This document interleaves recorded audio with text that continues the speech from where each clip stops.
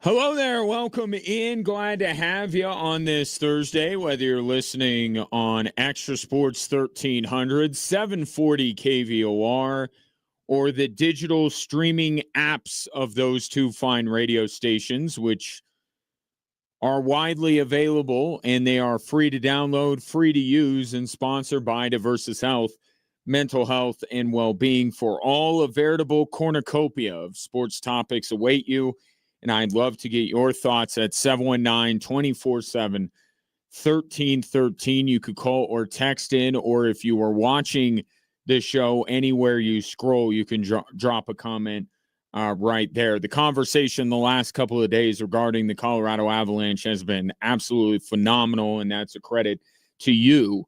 So let's keep the momentum up here, and that's where I'm going to start, is with the Colorado Avalanche, because they follow a trend that I think we were quite certain that they were not going to.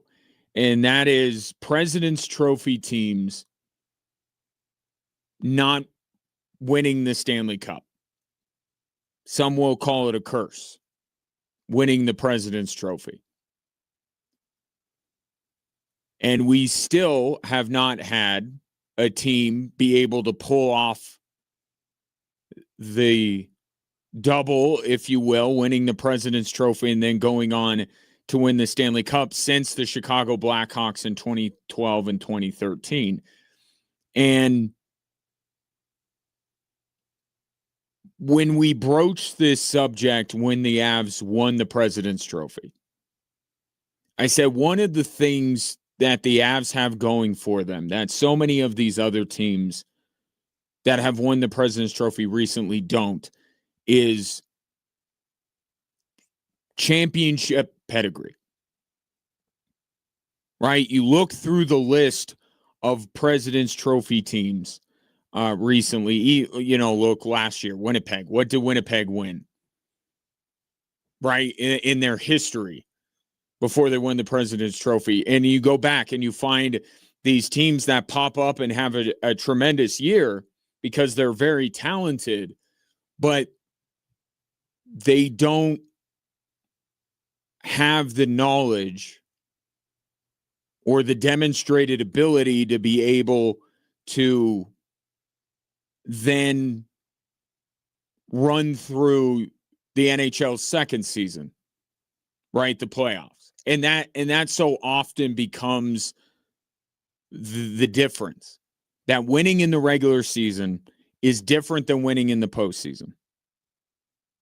And for a team that, for all intents and purposes, just got here, right? A rebuilding team finally pops. They don't know what it takes to win 16 games in the spring and in the late spring. The Avs did. The Avs do. Present tense. They do know.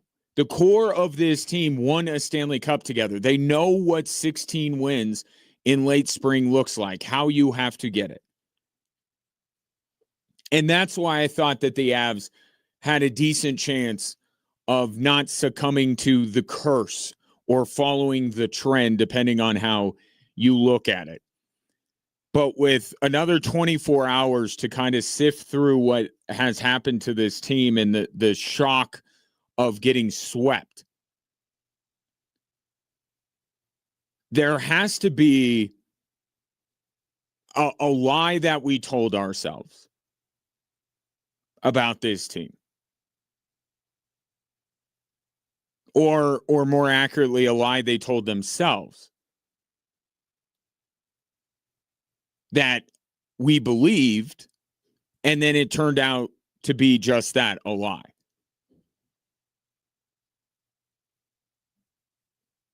And I think the lie with this Colorado Avalanche team that they told themselves and told us, it was way back in the first round.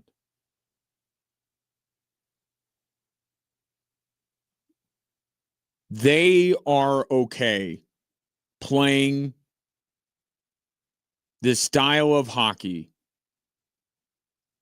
that the playoffs showcase. They're perfectly comfortable. They can win by putting up a bunch of goals and winning track meets, but they're okay with this.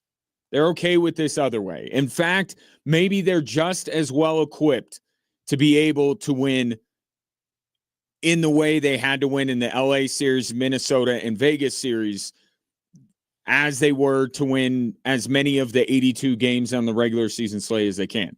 I think that's the lie.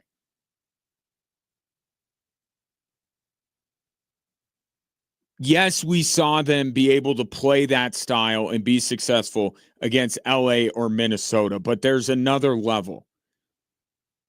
And that's what was laid out, obviously, for all of us watching this Avalanche Golden Knights series. And a lot of people watched.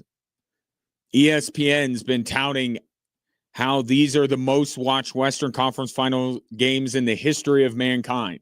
So a lot of people watched this series. And what you saw was not that the Avs can't play this way, but they can't be nearly effective enough against a team the caliber of the Vegas Golden Knights. There was another level of this kind of play, physical, tight checking, low scoring, that they had to get to in order to beat Vegas, and they couldn't. Now, there's some reasons for this. And one of them is Cale Makar. Cale Makar is able to extricate himself from the tight defense that will be played on him because he's so shifty. And he's their point guard. The offense flows through Cale Makar. So when he's missing for 2 games, that is one of the players that leads the Avalanche to believe that, oh, no, we can win this way too. Well, you don't have him for 2 games. And you see the results. And he comes back in game 3, and he's limited. So a little bit better, but not better enough. I think this team, with this core, their identity is not playoff style hockey. It's just not who they are. They are highly skilled. They are fast. They are athletic. And that is more conducive to regular season success. And it's why this core of players for the Colorado Avalanche have won the President's Trophy now twice.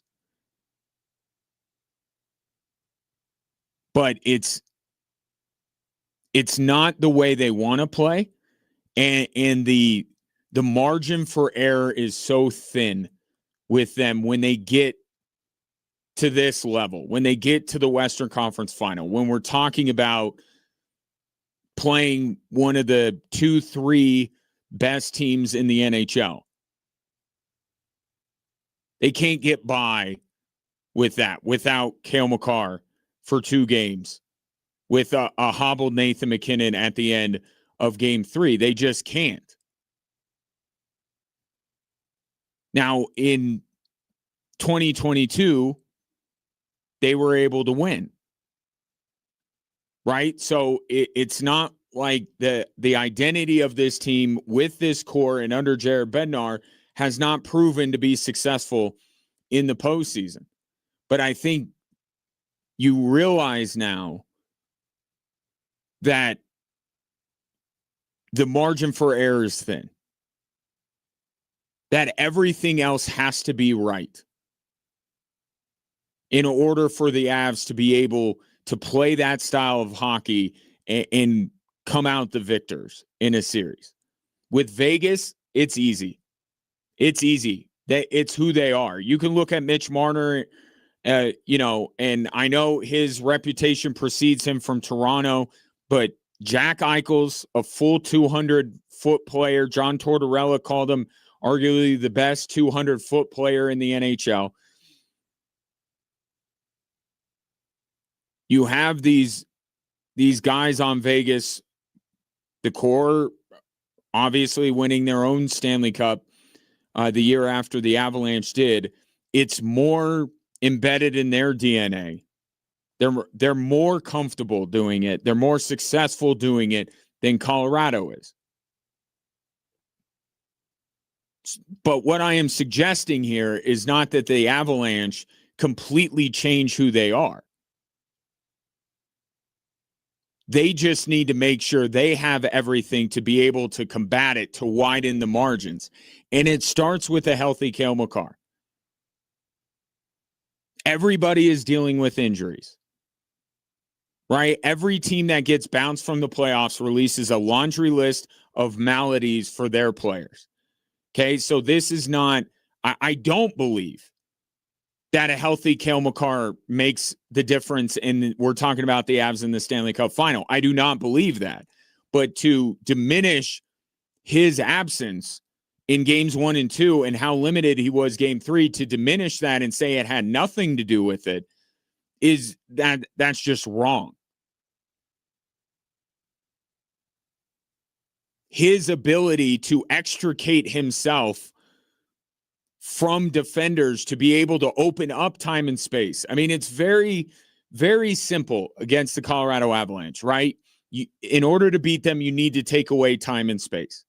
So if there's a team like Vegas who takes away time and space, how do you get it back? Cale Makar is a player that can get it back. So if the idea is take away time and space, the Avalanche need all the players they can get to create time and space. And in the playoffs, it's not so much about skating speed. And that's why I look at a player like Marty Necas, as terrific a season as he had. And it's not just him that the Avalanche traded Mikko Rantanen for. But I look at him and what has happened over the course of his career in Carolina, and I'm saying I don't know if that's the type of player that you can trust to create the time and space. I think you need more east-west, not as much north-south. I think you do need some physicality, like a Gabriel Landeskog, like a Nathan MacKinnon, bring to the table. Of course, McKinnon hobbled at the end of game 3, as I mentioned. If you're looking to tweak this roster, which I think at the very least we can all agree that tweaks to the roster are coming.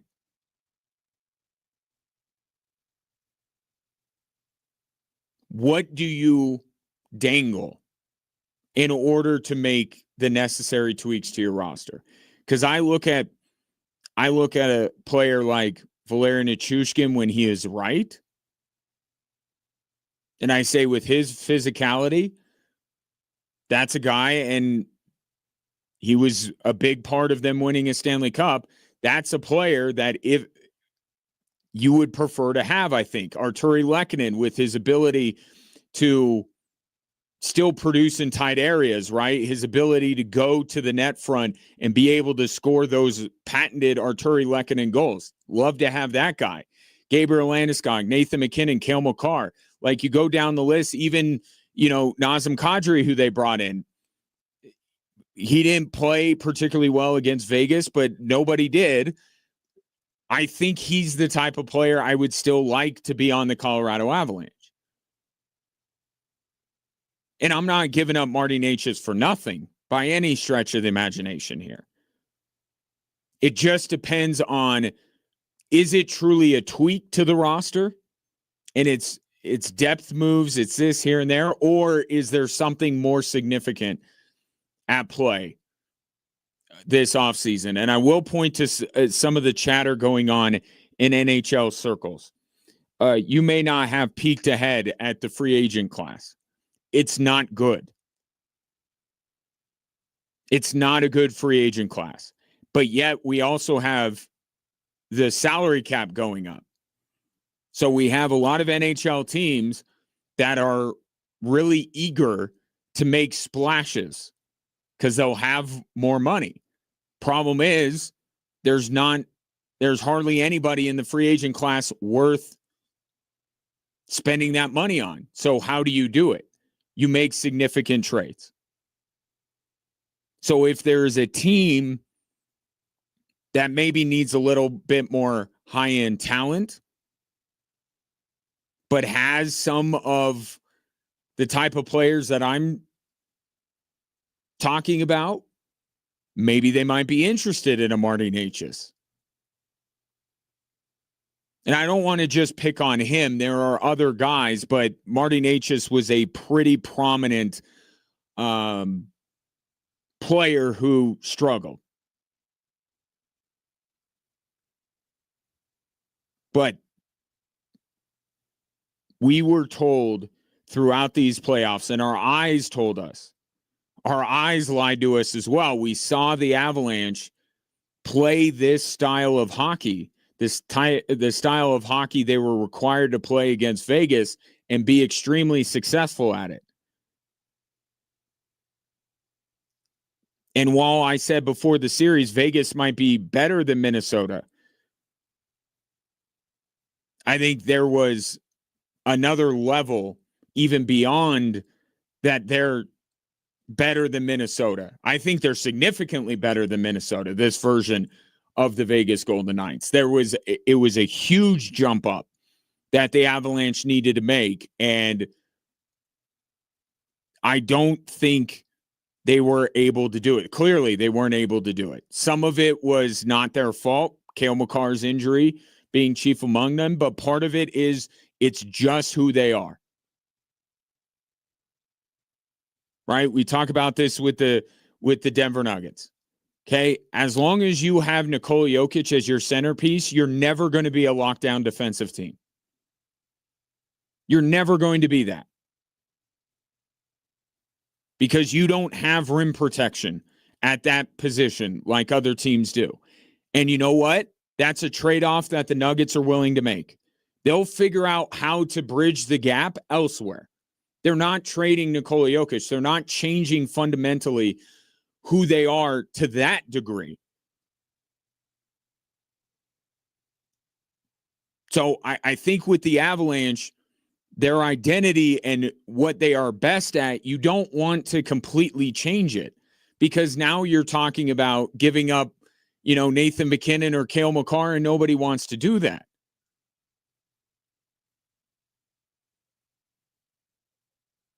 We have seen the identity of the Colorado Avalanche be good enough, be right enough to win a Stanley Cup. It can again, but there has to be some differences a year from now from what it was. Some of it could be health. And my question to you is that it? Is that it to just say a healthy Cale Makar? Because don't forget, and this is why I harped on it repeatedly yesterday, the Avalanche got swept. They didn't lose in overtime in Game 7. That wasn't a series that could have gone either way. Vegas won every single game of the series. I don't think it's just we get back Cale Makar. I think that's massive. I think that moves the needle a lot. I don't think it moves it enough to expect the next season to end in a far different way than this one did. I think there's more that needs to happen. Roster-wise, coaching staff-wise, that's what we'll continue to get into today and in the days moving forward. 719-24/7-1313. Now, there is something that I think you could point to and say this could be the equalizer. If the Avalanche, because of their core of players and their system, they're never going to be the type of team that Vegas is. They're never going to be as comfortable playing playoff style hockey as some of these other teams. That's okay if you can bridge the gap in some other ways. And the Avalanche did not bridge that gap in one particular area. We'll get into that next here on 740 KVOR and Extra Sports 1300.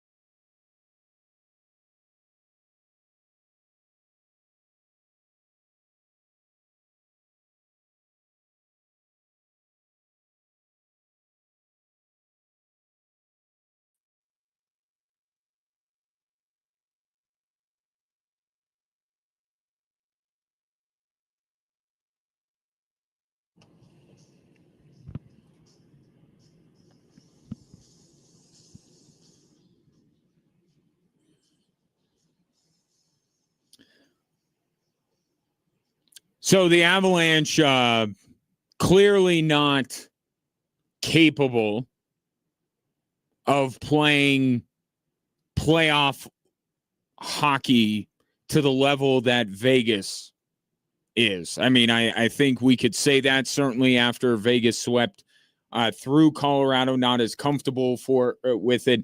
And there are many reasons, as I alluded to. But when you're a team that's more skilled than,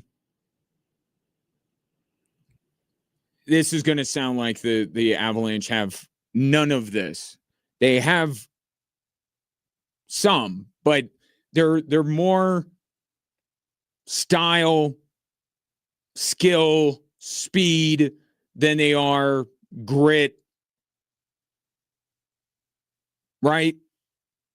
I mean, they certainly have players that Kadri, Manson, Landeskog, McKinnon, these guys have that.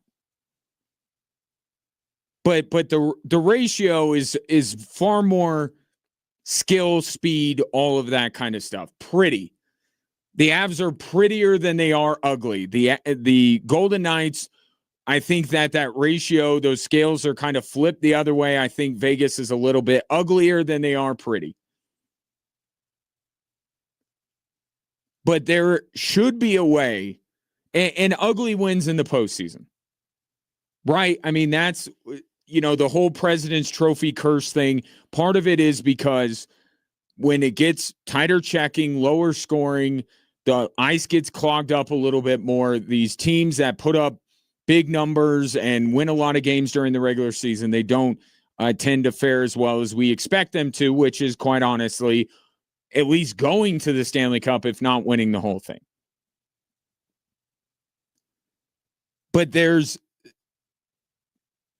doesn't mean you can't be as skilled as the Colorado Avalanche. And I know I know you understand that because you have seen the Avalanche with this core of players, with this coach, win a title. So it's possible. But here's a potential equalizer when it comes to the fact that the Avalanche don't thrive on playing as ugly as Vegas does. Special teams.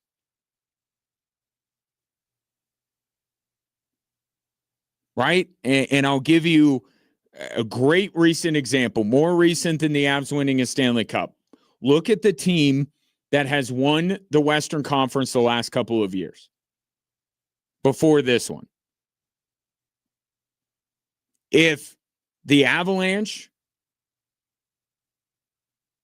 like to play pretty more than they like to play ugly, and whatever ratio that is, like Edmonton's even further on the margins. Edmonton, all they want to do is play pretty. They don't have the goaltending. They don't have the blue line. They don't have the depth to be able to muck it up and play the way that, Florida, right? That's who they kept running into in the Stanley Cup final. So, but Edmonton still was able to get there, right? They were able, it didn't catch up with them, their inability to play ugly until the Stanley Cup final. And the reason is because the minute you go into the penalty box, you might as well chalk one up for Edmonton on the scoreboard. Because once you went a skater down, even if you packed it in, right, as so many teams do on the penalty kill, it didn't matter. There was so much skill, so much speed, so much shot-making ability that it just did not matter. And Edmonton, for the last couple of years, has felt like an automatic. Their power play percentage is not nearly 100% because that would be completely insane. But it's as close to 100% as you get in the NHL. Like, it felt automatic. And the Avalanche power play the last couple of years certainly has felt anything but automatic. And once again, we saw the early warning signs against LA, maybe kind of ignored them, right? Easier to do when you see the Avalanche succeed on the power play the way they did in round 2, and then nothing in round 3 again. And it's kind of a microcosm of the regular season, right? So this was one of the worst power play units all year long. And they bring in Nazem Kadri, and they get a real bump, an amazing bump. Right there for a few weeks, they were one of the 5 best power play teams in the league. But it wasn't sustainable, and there was regression to the mean towards the end of the season. And you saw it was down, down, down, down, and then it spiked, and then it started to go down at the end of the season. Well, it's the same thing with the power play in the playoffs. It's kind of flatlined against LA. No worries. They swept the series anyway. It spiked against Minnesota, and you're like, okay, here we go. And then it flatlined again against Vegas.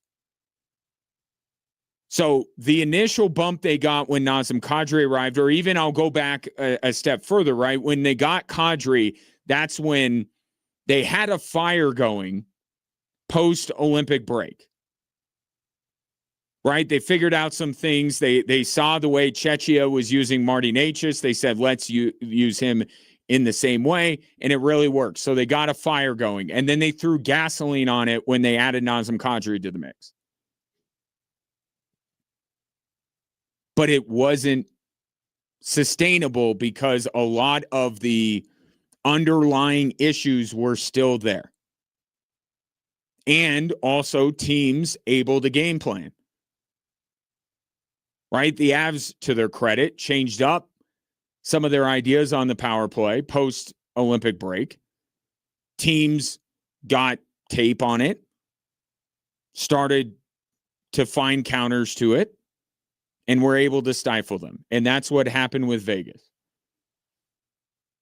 In addition to, obviously, Minnesota, I think why the power play in round 2 was even more potential fool's gold was because of the guys that Minnesota was missing, right? Jonas Brodin and Joel Eriksson-Ek.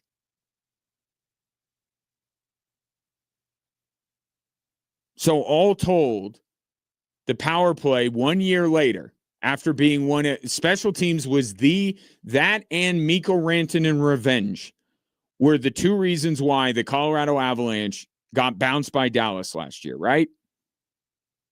So the Avs fire Ray Bennett. They bring in Dave Haxtell. And now with the season over, you can kind of zoom out and take any outliers as just that, outliers. Post-Olympic break, post-Kadri trade, second round against Minnesota, in the midst of a poor power play, not a mediocre power play, a poor power play. The rest of the time, you look at those 3 points and you say, okay, those were outliers. That's not real. This is real, unfortunately. So one of the things that the Colorado Avalanche are going to have to fix, like really this time, really do it this time, they have to figure out the power play.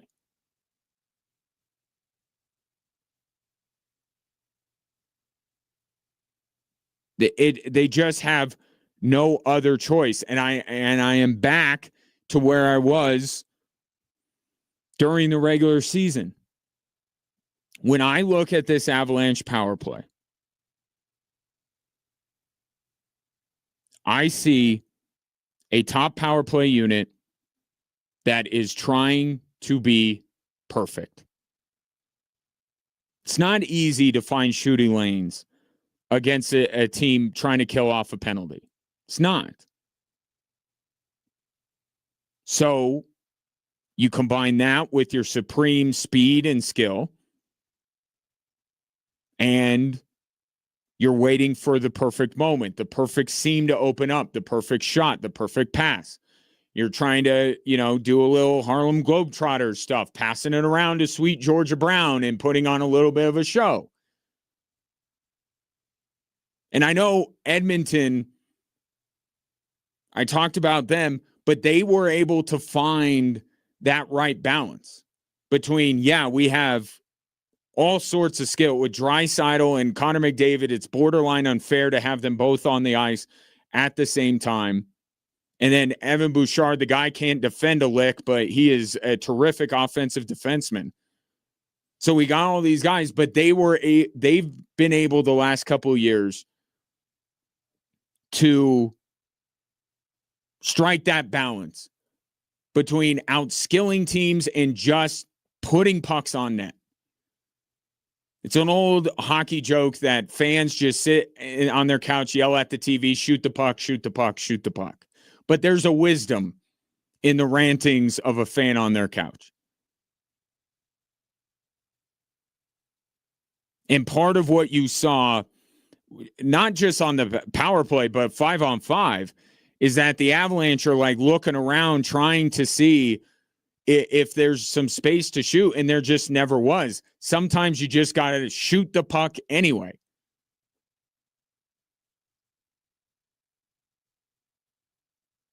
But that's going to be, once again, one of the big conversations regarding this Avalanche team. And I have to ask the question, why didn't it get fixed already?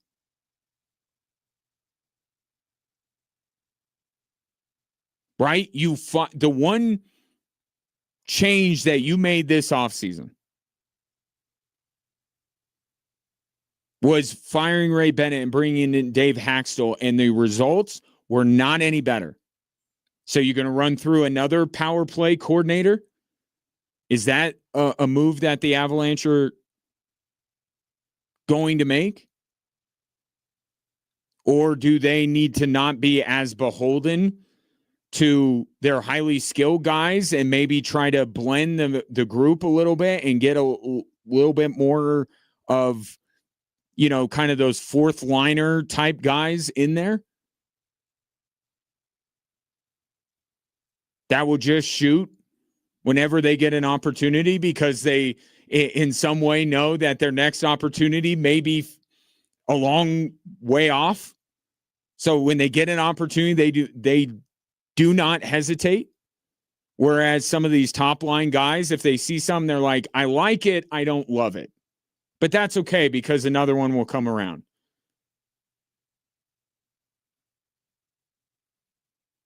It's like when you are a beautiful woman or a handsome man, neither of which I know anything about.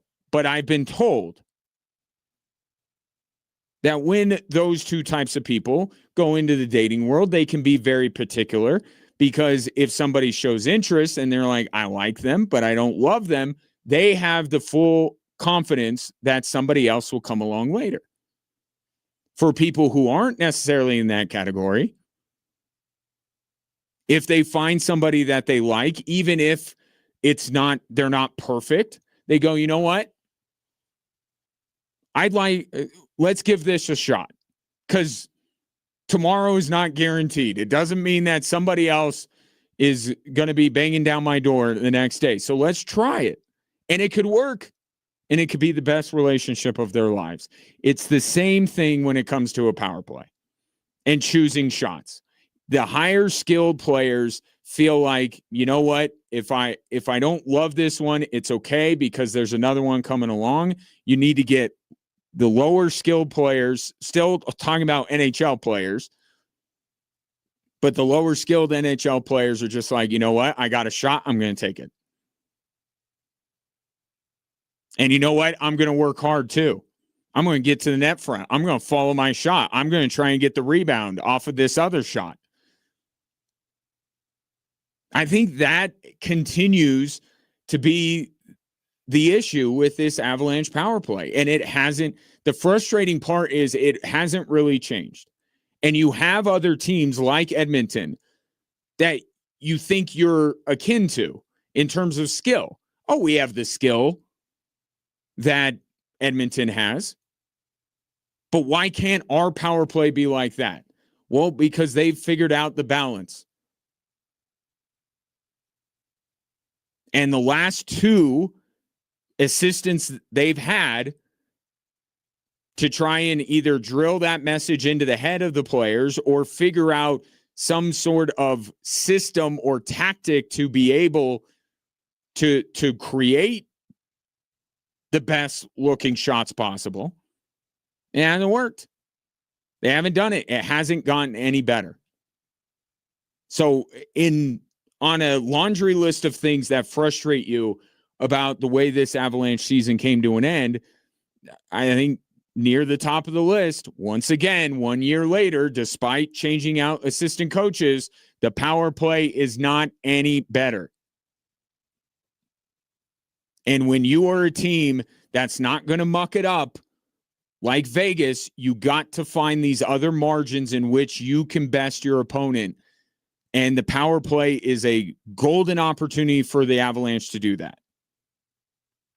But the last 2 years against Dallas and now against Vegas, they've squandered that golden opportunity. Need to figure it out. Personnel, coaching, whatever it is, they got to figure it out. Another year of the Avalanche being the highest scoring team in the league, which they'll probably be next year because they have Makar and McKinnon and all of these guys. We can't be going through a season where everyone in the hockey world is collectively scratching their head and saying, how in the world can a team with all this talent not be able to generate any scoring when their opponent has one less skater on the ice? It makes no sense. It is the quintessential paradox that exists with the Colorado Avalanche right now, and and enough is enough. So that has to be addressed one way or another. 719-24-7, 1313. Coming up next, the passing of an Avalanche legend.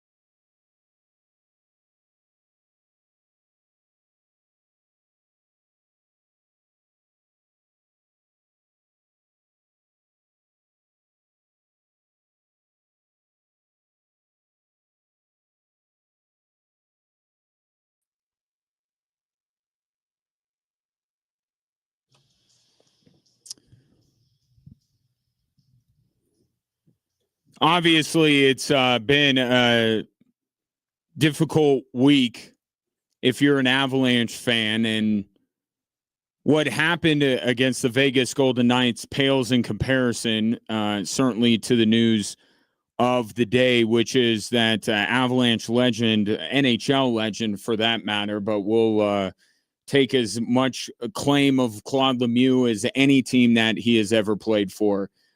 Claude Lemieux passing away at the age of 60 today.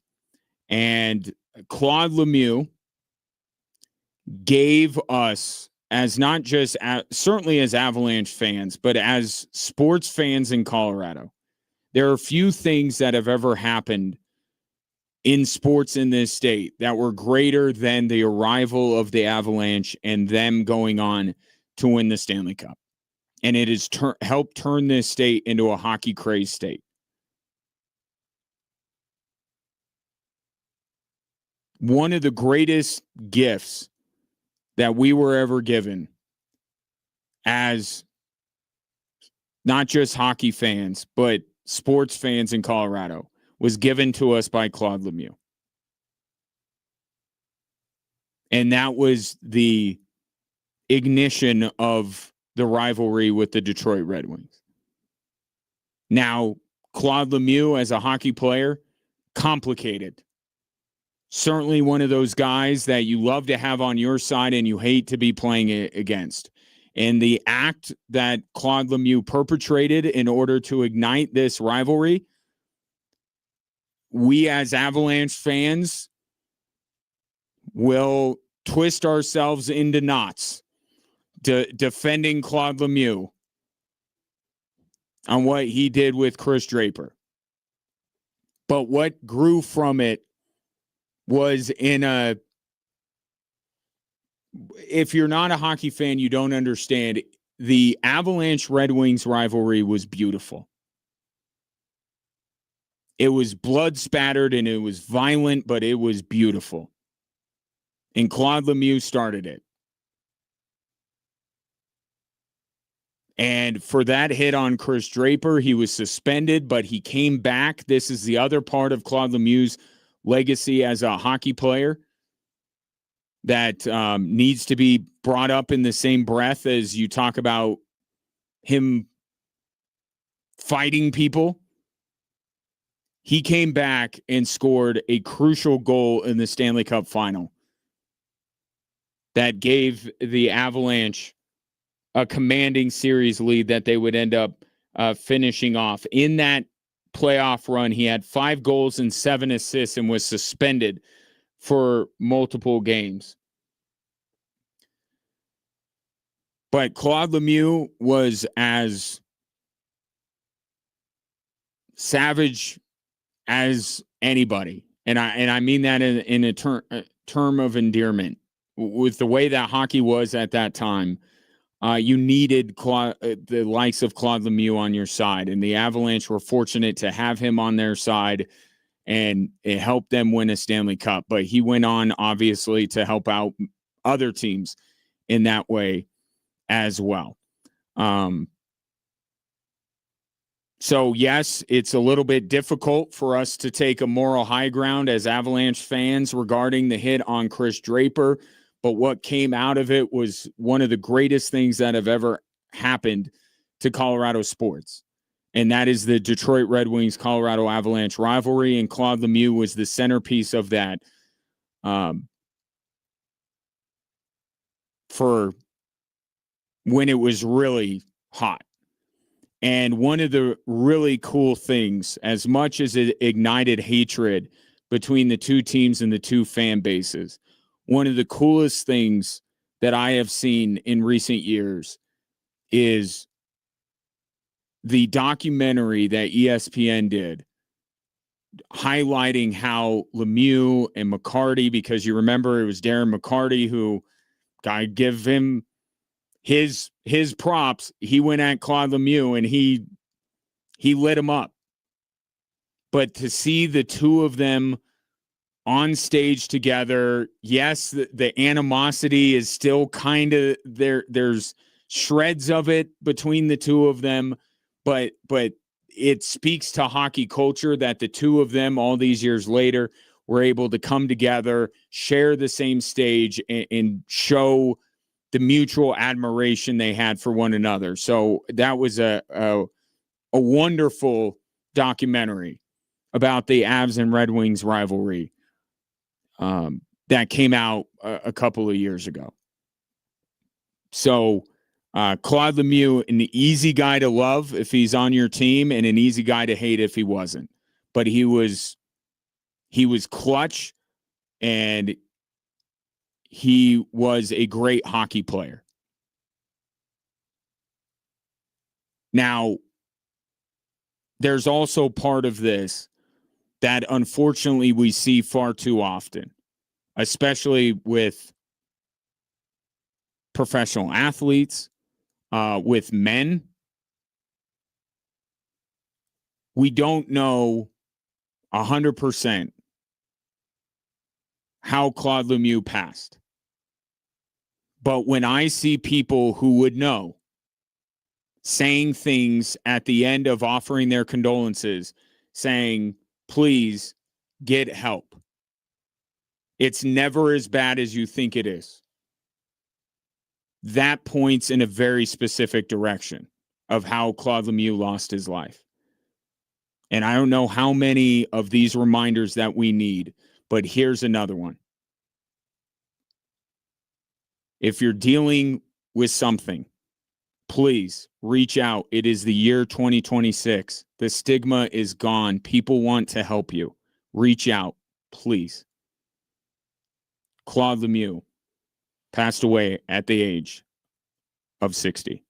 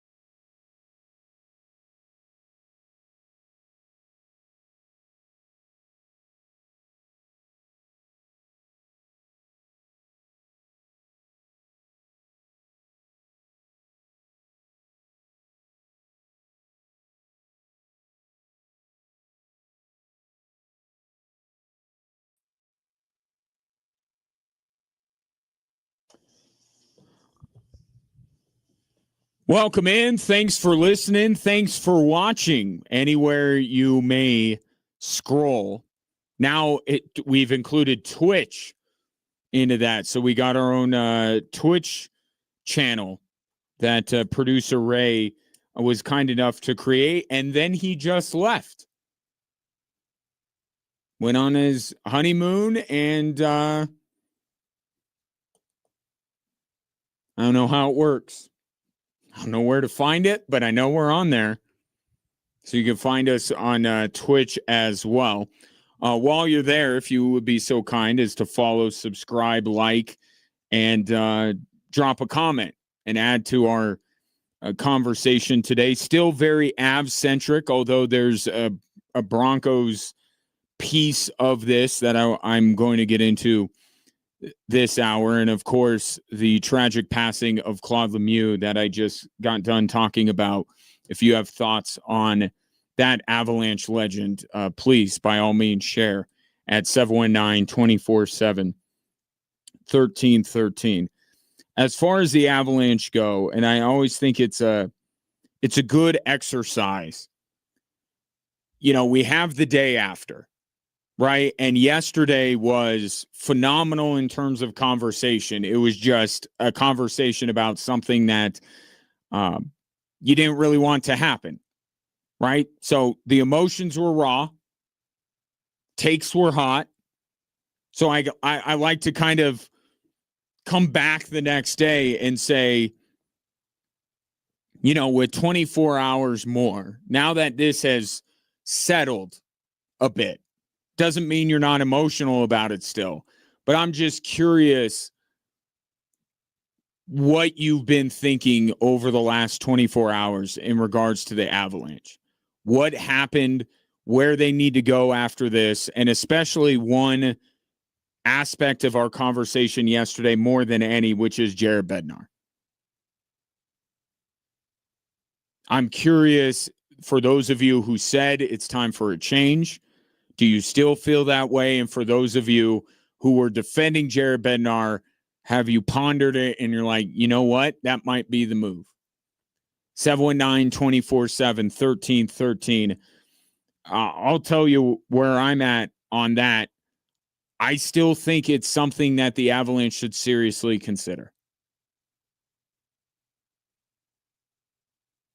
And it's interesting, right? In the sports media landscape, there are certain people that when they see the current moving one way, automatically cut the other way so they can, stand out.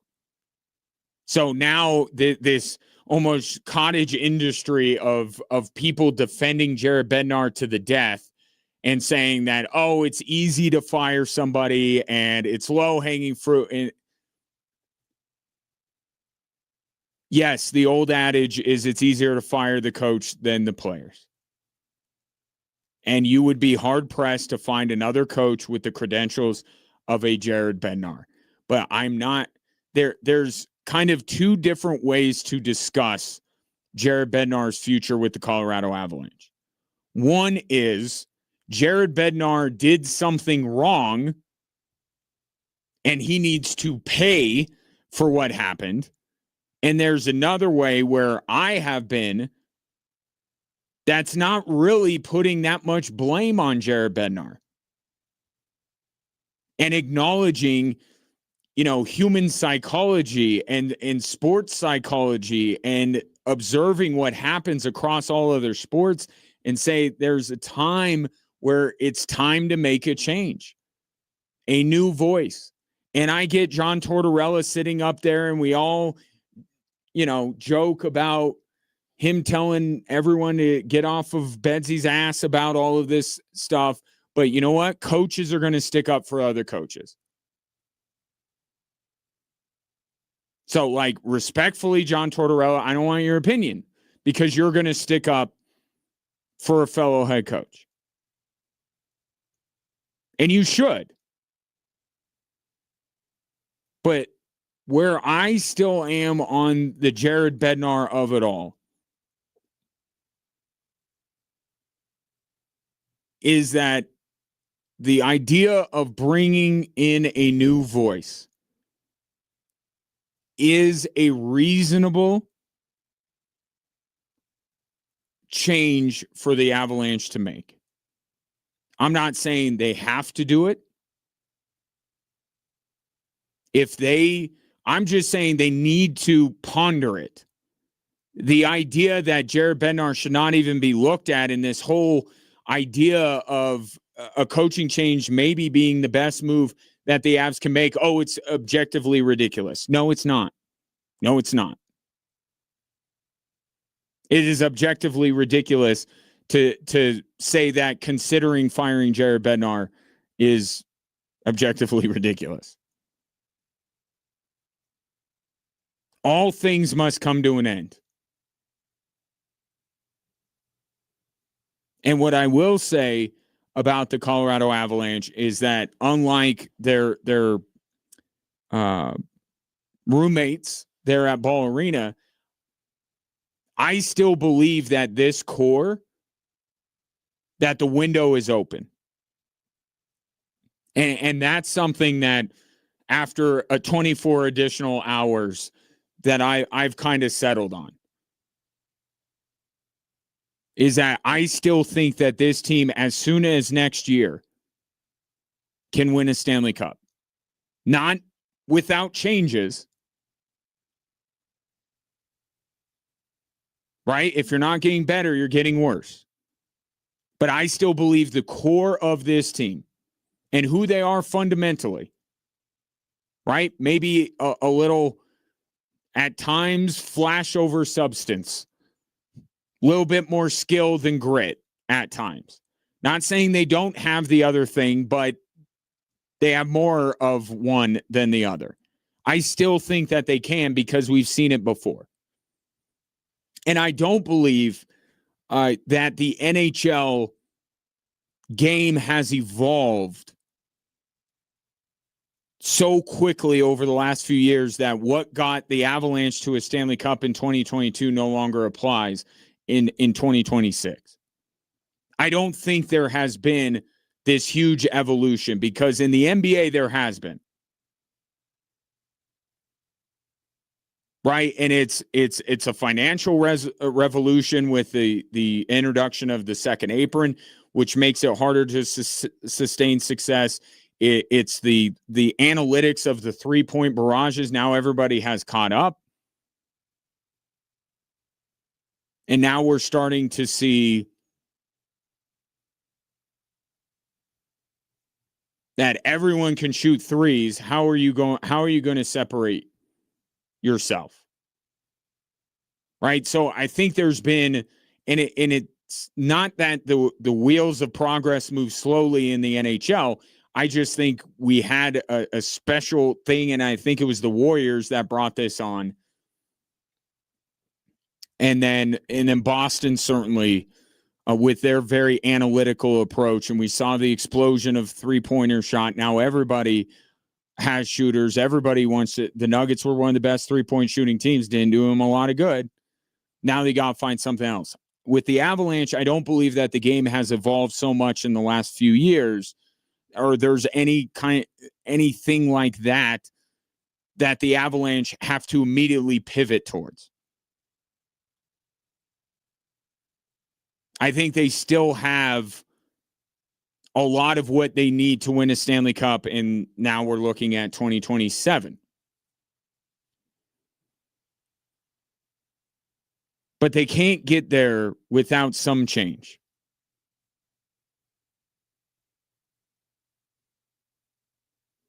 And circling back to Jared Bednar, I could talk about the power play, which I did on this show. I could talk about the injuries to Cale Makar and to Nathan MacKinnon and Valeri Nichushkin, and I have. But again, what's the indelible image of this series is going to be the second period of Game 3. That's what's going to stick with you more than anything else in this series.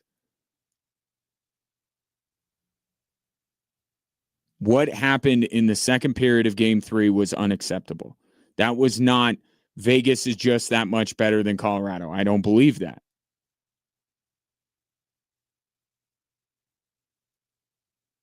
The Avalanche, that was their opportunity. They played 20 phenomenal minutes, 40 more, and it's a 2-1 Vegas series lead. And we're definitely talking about a game tonight.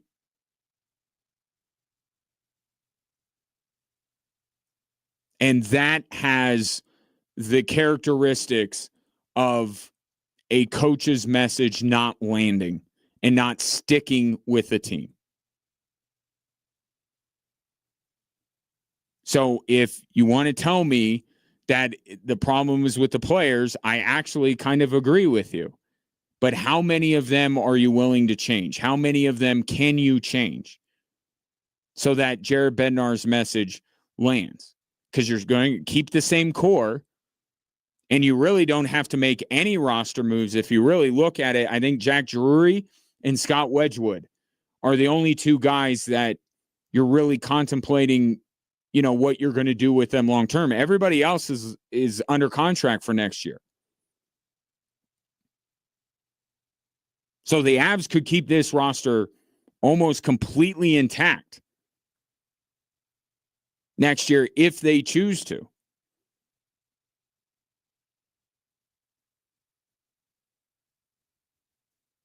So could that be the route that they go? We got pretty much everybody under contract. We don't want to shake up our roster. Our roster is going to naturally have to be shaken up at the deadline next year or next offseason. I think there is a run it back, an appetite to run it back in some form with the Colorado Avalanche. And I don't completely disagree with that. Again, I think the Avalanche are closer than the Denver Nuggets are right now. I think the Avalanche still have enough to win a Stanley Cup. I don't think that the Denver Nuggets do. So I don't think that as wild a changes need to happen with the Colorado Avalanche.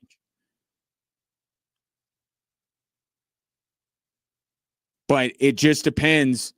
If you say we got pretty much our entire roster intact, we might as well just bring back Jared Bednar. And this is where I go from what I think the Avalanche should consider and what I predict is going to happen. I think they can look at the roster the way it is and say, we're going to give Jared Bednar a chance to coach this team one more time. And then it will naturally, we'll sign Cale Makar to this massive long-term extension. It's going to cost us multiple players. We'll decide at the deadline or next offseason where we need to go from here.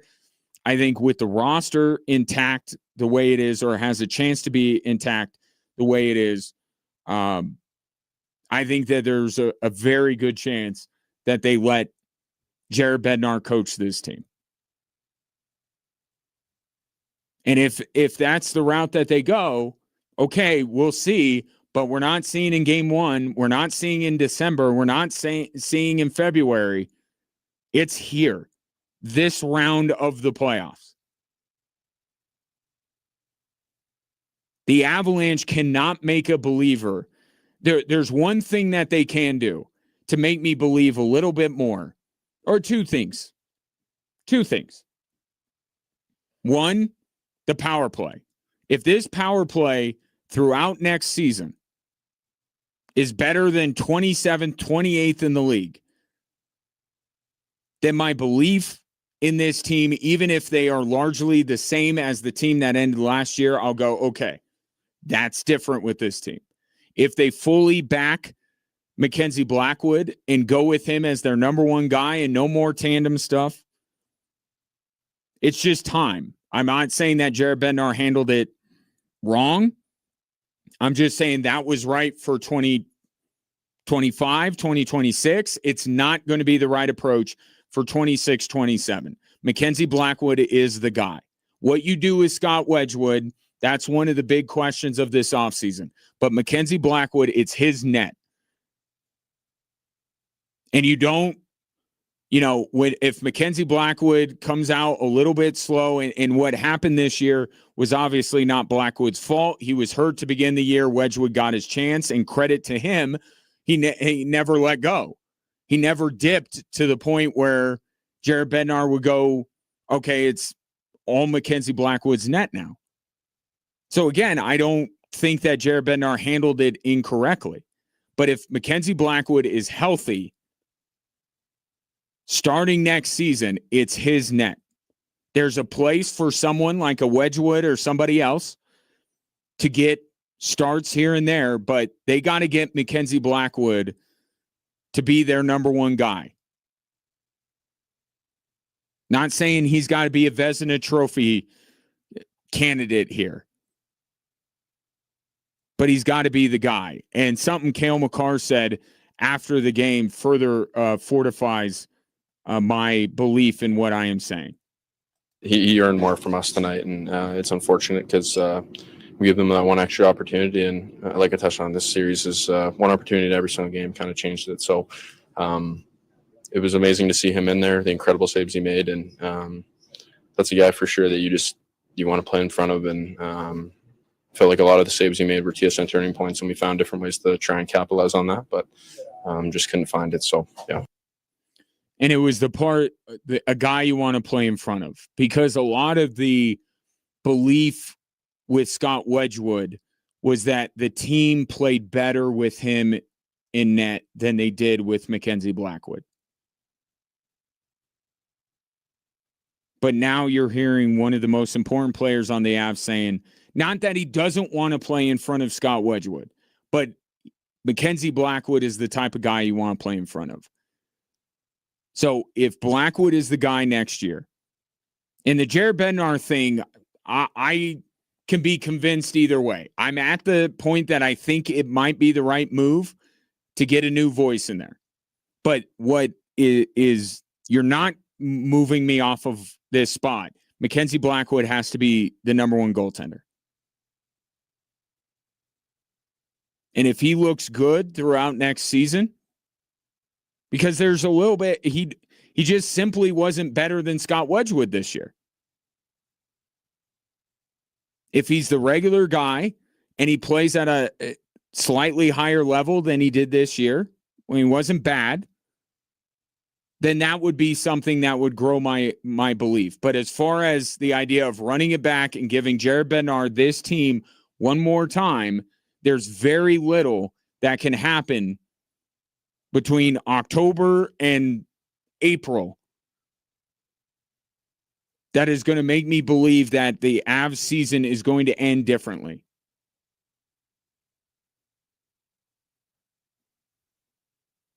But if that's the route that the Avs want to go,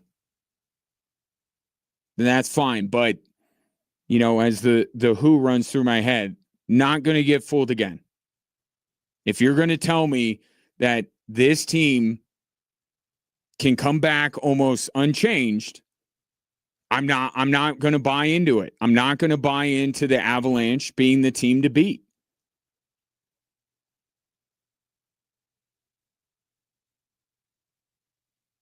If you make some changes,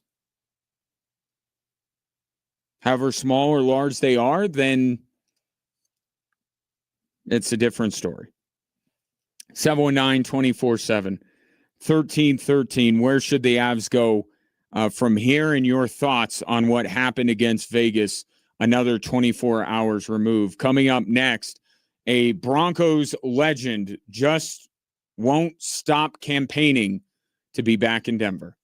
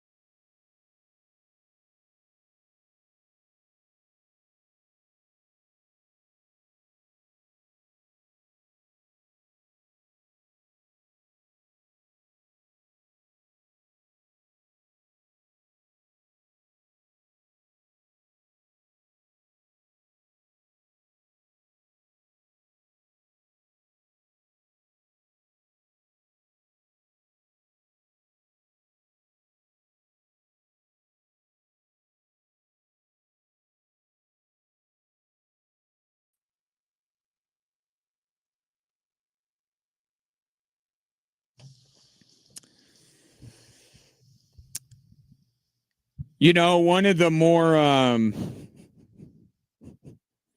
depressing aspects of the Avalanche getting bounced from the playoffs is you kind of look around the sports landscape right now and you go, oh no, it's just the Rockies. Last night, dominated by Shohei Ohtani. I think the night before they lost like 15-1 or some ridiculous stuff like that. There's nothing more depressing in Colorado sports than realizing that the Rockies are the only game in town. That's the only place you can go to get local sports that are actually playing games. I would not recommend this. So I guess I have to say thank you to Von Miller in this regard, because we don't have to spend any time on the Rockies and we could just look forward and talk about the Broncos, right? The next team that has actually a chance to do something. So Von Miller, and he's been doing this for a while, but apparently he says that he's taken his lobbying efforts, which he has done on every podcast and Twitch stream that he's been on since the season ended. He's taken those lobbying efforts right to Sean Payton and has made the case to Payton that he would be great for the Denver Broncos. And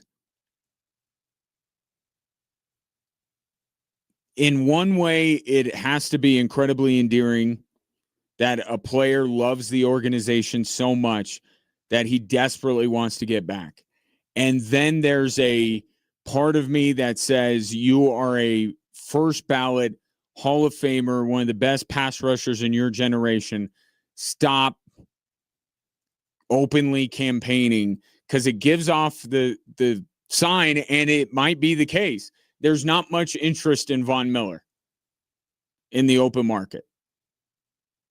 If you don't have options, then you're going to openly campaign. A lot of it is, sure, his love of the Denver Broncos and wanting to bring his career full circle, but I think a lot of it, too, is that there's not a lot of teams knocking on his door trying to get him into their camp.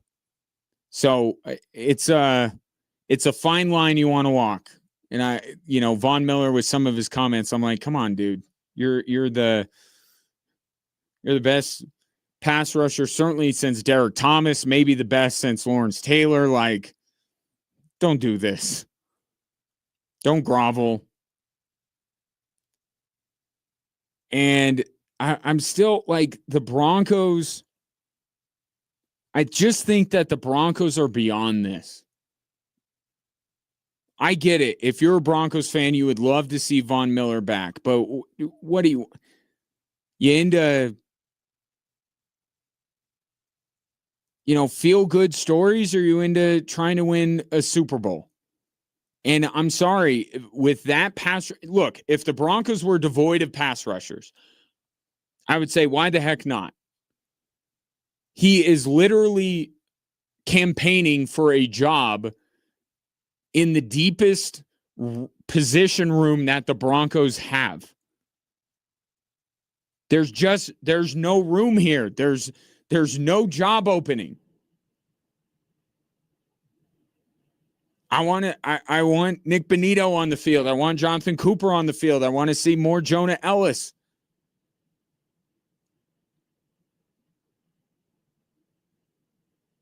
Because I don't think that Von Miller is just going to be like, I'll barely play and be okay with it. I just want to stand on the sidelines at Empower Field. Like, that's the part that he's probably not talking about a lot. He's saying all the right things about how he'll be a great teammate and mentor and all that kind of stuff. I don't know. What mentorship do you think that this group, they're the most feared pass rushing group in the entire league? Like, what mentoring do they need? But that's fine. You don't want to add somebody who's going to be a negative. My question, if I'm Sean Payton, is just like, what are you trying to do here? You want to play? because I got nothing for you. I'm sorry. I'm stacked at this position with guys a lot younger than you, and that's who I'm going to go with.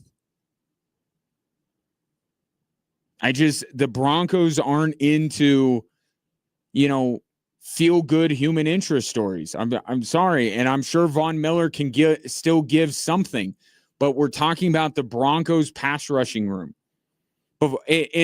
Before they got Jalen Waddle, if Von Miller were a wide receiver, I'd be like, you know what? Bo Nix needs all the help he can get from his receiver core. Come on in. They don't need it. They don't need Von Miller. If Von Miller can, as he stated yesterday, still roll out of bed at 37 years old and pressure the quarterback, that's fine. There are teams that are devoid of pass rushers that could use that.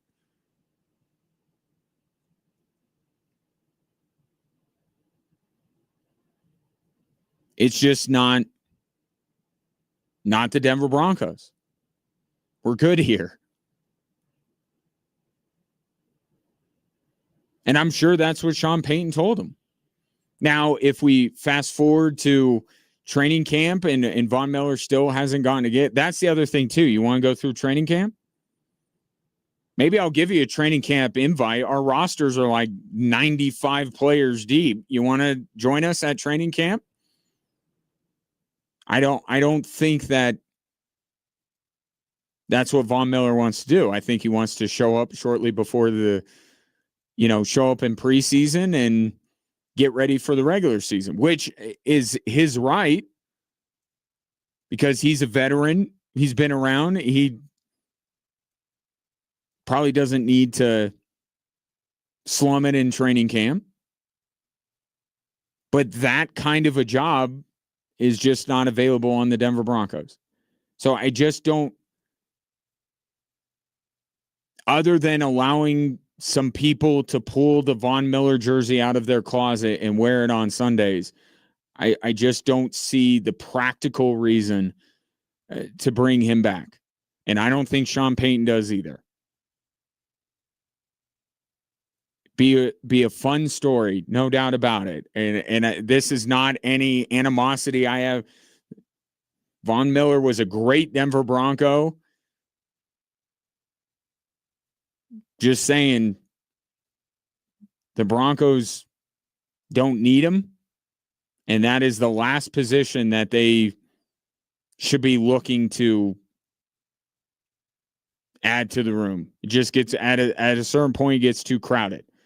And I think it's already gotten too crowded. Like, they got to put Jonah Ellis at inside linebacker, allegedly, this upcoming season.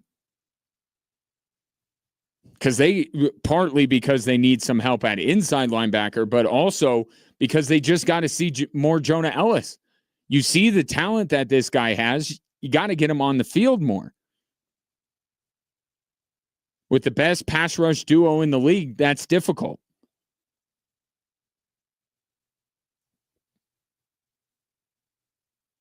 (719) 247-1313. You let me know if you're a Broncos fan.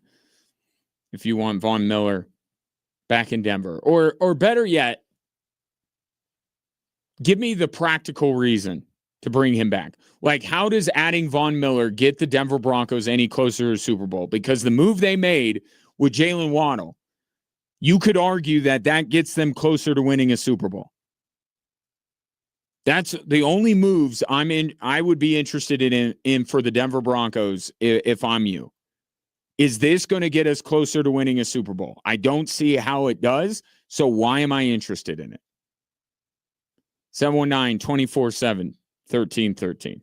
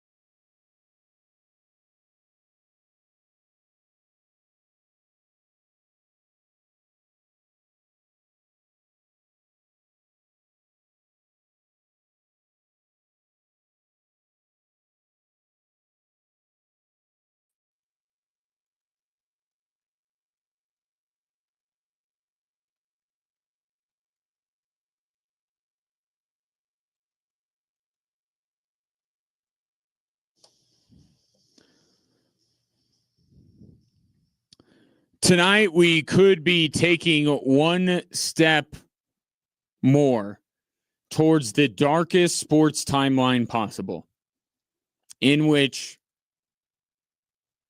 the almost universally despised Vegas Golden Knights win a Stanley Cup at the same time as the universally despised Oklahoma City Thunder win an NBA title. Be a dark day when that happens, and I think there's a very good chance of it. But tonight, the San Antonio Spurs can even the series. The game is in San Antonio, so keep hope alive.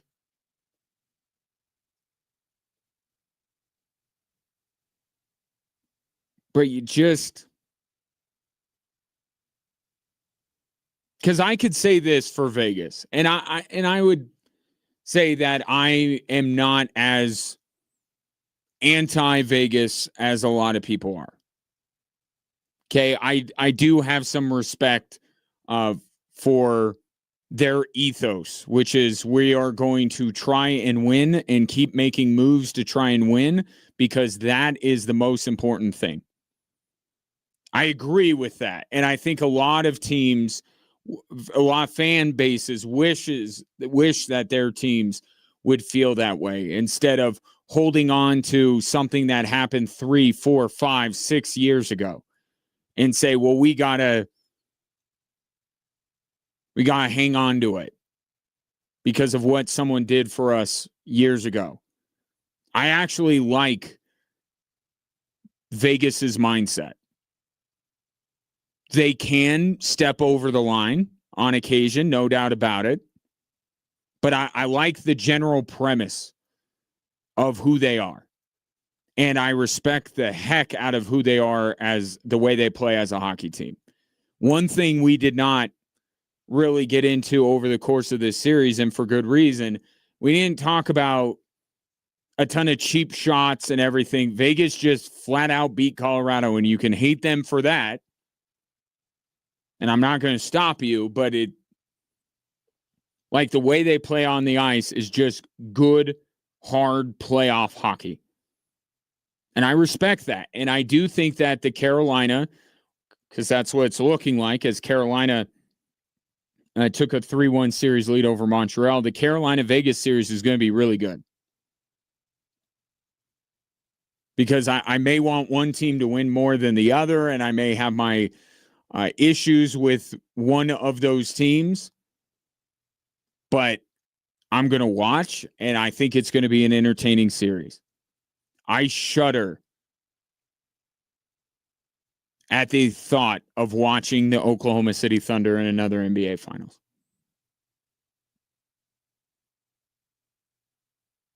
And if they're going to get through, I hope that the New York Knicks win. And in many ways, they will be America's team, which is crazy because there's a lot of people in this country in the middle part that don't really love the New York state of mind when it comes to sports, which is we are the best, we are the center of the universe, and we are better than all of you, even though your basketball team hasn't won an NBA title in forever. And you could say that about the baseball team that wears the same colors, and you could talk about the football, one of the football teams they have in that area of the country that wears green, that has been an absolute laughingstock. So I get that. But this New York Knicks team, I think they are likable in themselves.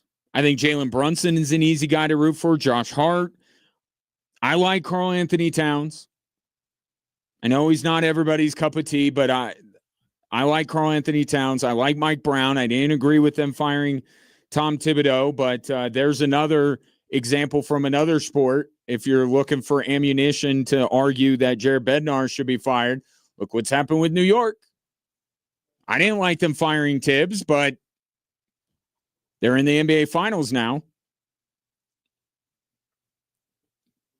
But I think the Knicks are a likable team, but they are going up against an incredibly unlikable team. And the only thing that I dislike more than Oklahoma City, not the city, the basketball team, is when people try to defend them.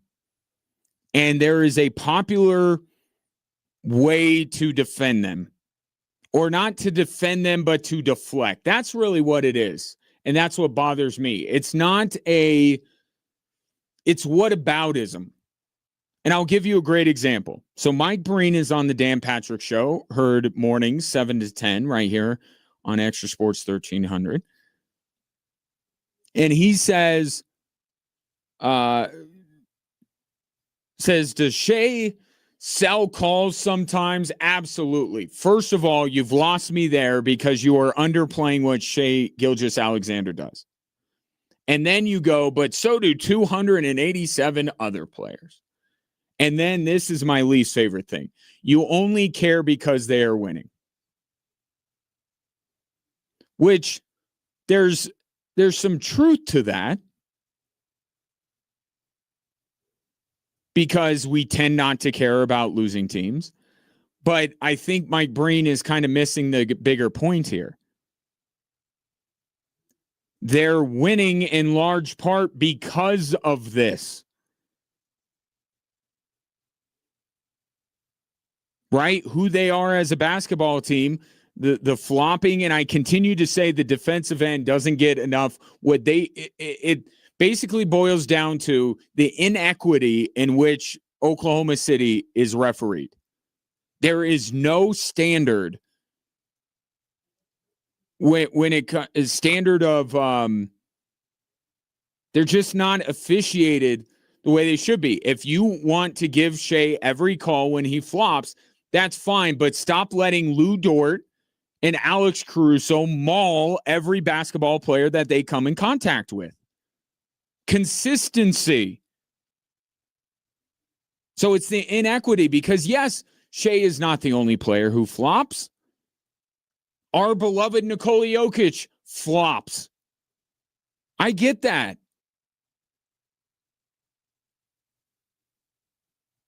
But we care because Shea is this side of probably James Harden, the biggest offender.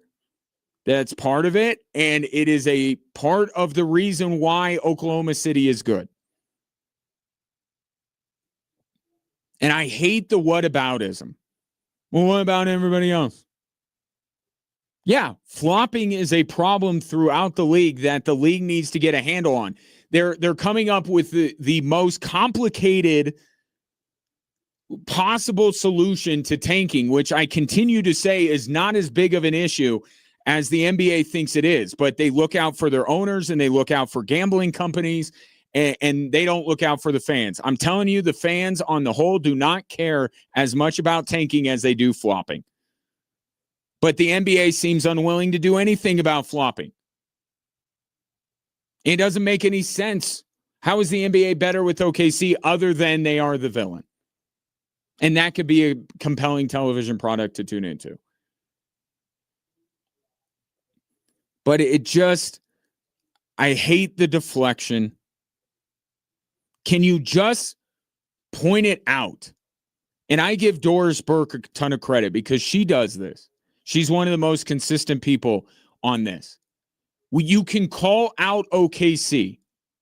You don't have to lump them in with everybody else. We can acknowledge that they have taken the art of this to another level. And you can also criticize them for it. And then, the next time you call a Laker game or a Nuggets game, go ahead and bring it up there. Yeah, be consistent. But it's like so many people are trying to deflect or defend Oklahoma City by wrapping them in everybody in the league. And yes, it's a problem throughout the league, but they are the biggest perpetrators of it. They are the poster child for it. Can you just point out, here's a better argument. Here's a better thing to say. Yes, Shea embellishes calls. Does it more than a lot of players do. But that is only one piece to what makes him a great player. And if you want to defend Shea, the basketball player, and point out all the things that he does on a basketball court and try to make it so his whole thing, because I would agree with the premise that Shea it's not just flopping that allows Shea to be who he is, but he does it a lot. And you can pick out the good with the bad and say, he's really good at this stuff. I don't love that he flops.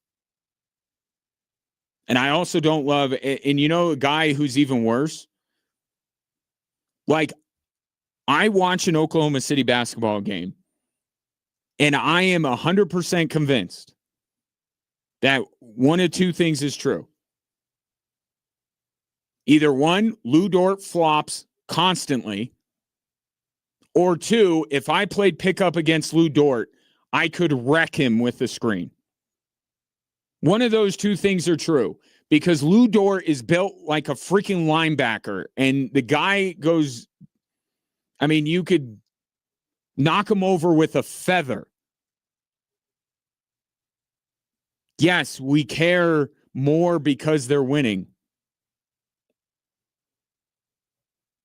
But it has to be pointed out. And my frustration actually goes beyond Oklahoma City. I am frustrated at the league as a whole. I'm tired of all the complaining to the referees constantly. I'm tired of the flopping. But the most effective way to attack this? Make an example out of somebody. And I got the perfect team that you can make an example out of. And the perfect stage to do it. Right now with Oklahoma City. You have a rule on the books. You can tee them up for embellishment. Do it.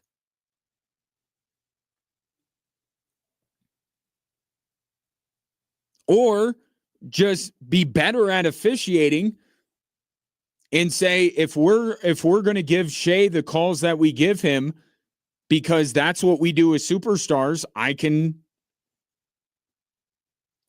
understand that somewhat. Stop letting Lou Dort and Alex Caruso and grab Victor Wembanyama's arms and trip people and hit people. Officiate them properly. Do that. It's the inequity. It's the fact that this is what OKC seems to be. Oklahoma City seems to get away with everything. And that's not a good look for the league, that maybe you're soon to be back-to-back NBA champion seems to be able to get away with everything. It is well within the NBA's power and the officials' power to curb this type of behavior. And yet they continuously refuse to do it. And it's a terrible look for the league. It's a terrible look for a league that is already going through a lot of issues right now.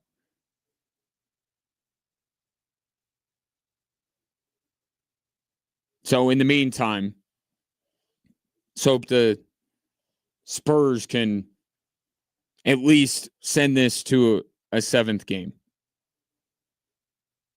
And that's tonight. No hockey tonight, obviously, tier.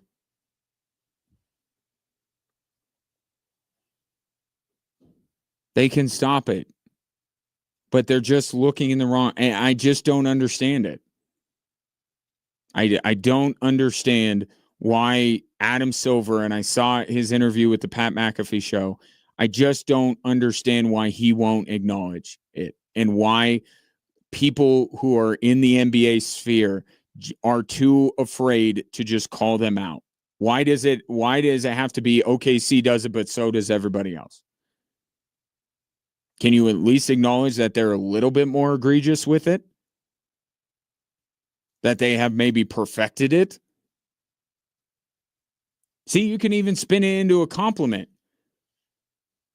Everybody does it, but OKC perfected it. Good on them. being facetious, obviously. But they want to do all this stuff with tanking. Flopping is a bigger issue. It's an easy fix. Technical foul on Shea. Stop falling down for no reason. Stop it. Get up off the ground and play basketball. 719-24-7. 1313. Coming up next, we'll hit the 3 stories that are driving the show on KVOR and Extra Sports 1300.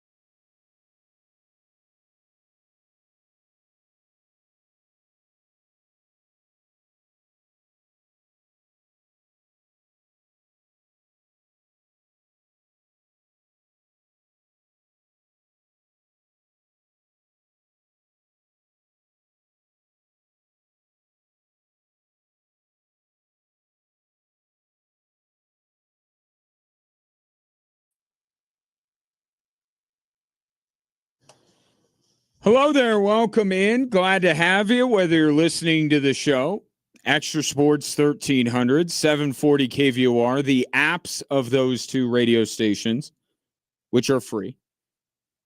Also free. Watching the show anywhere you may scroll. While you're there, like, subscribe, and most importantly, comment, because this is an interactive experience. If you are not watching but listening and still want to interact, here for you. 719-247-1313. You could call or text into the show. Perhaps these three stories that are driving the show will spark your interest.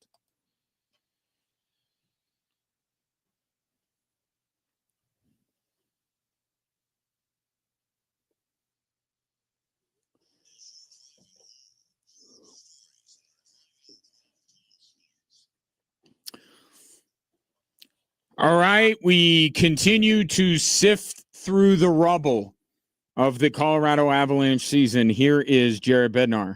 It's their checking game, and I thought Carter Hart had an incredible series at times, and so at times I think we did a good job of, like I said before, like I think you're looking at this series going into this final game, the analytics are tight, they're close in all aspects, and I think he played really well, and I think their team made it super difficult to create quality looks, and when we did, he made the saves, and so that all has something to do with it. And of course, Jared Bednar after the Avs lost game 4 the other night, and as I've thought more about this, and the Avalanche joining a long list of recent President's Trophy winners that somehow were the best team at the end of the regular season, but not the best team at the end of the postseason. And I keep coming back to there has to be something that we got wrong with this team, right? Something that we thought they were that they weren't, or something that they thought they were that they really weren't. And that clip from Jared Bednar alludes to what I'm thinking. The first 2 rounds, we heard from the Colorado Avalanche that they were comfortable playing the style of hockey that is required to win in the postseason. And we saw them be successful at it.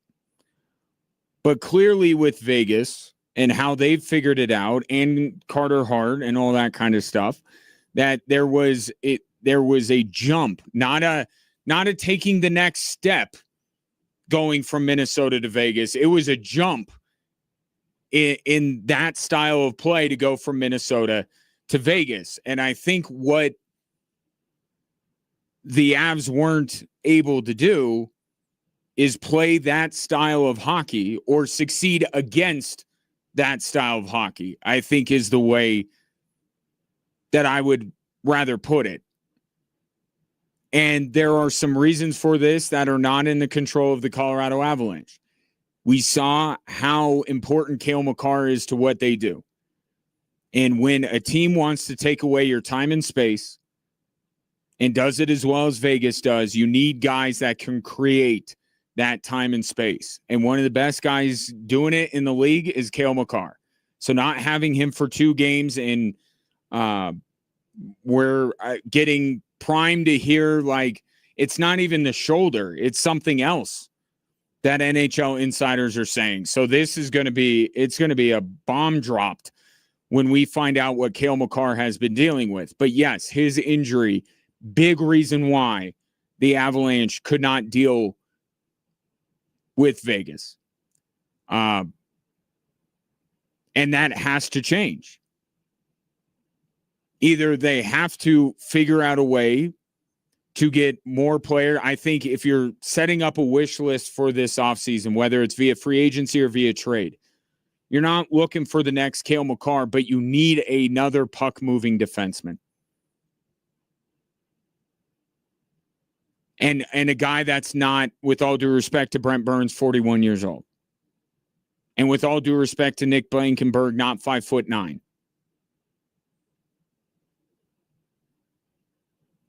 But you need another puck-moving defenseman to either to supplement the depth that you have on your roster, or,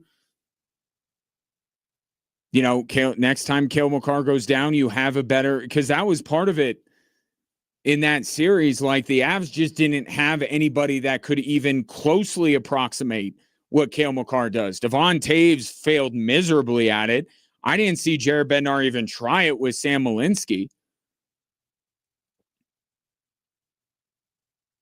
So that's one way. They need a defenseman. They need a point guard to be able to move the puck and himself around to try and recreate that time and space that teams like Vegas are trying to take away. But there's another piece of this here for a team like the Avalanche that's never going to play like Vegas. It's just not who they are. But they have, I think, enough of it in them, because we saw that through the first 2 rounds. They have some of it. They can play that way. They just can't play that way to the level that they need to against Vegas.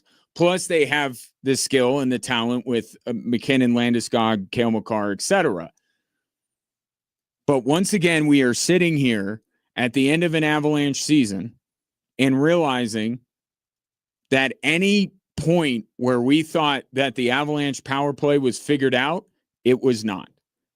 From beginning to end, there were 3 outlier moments.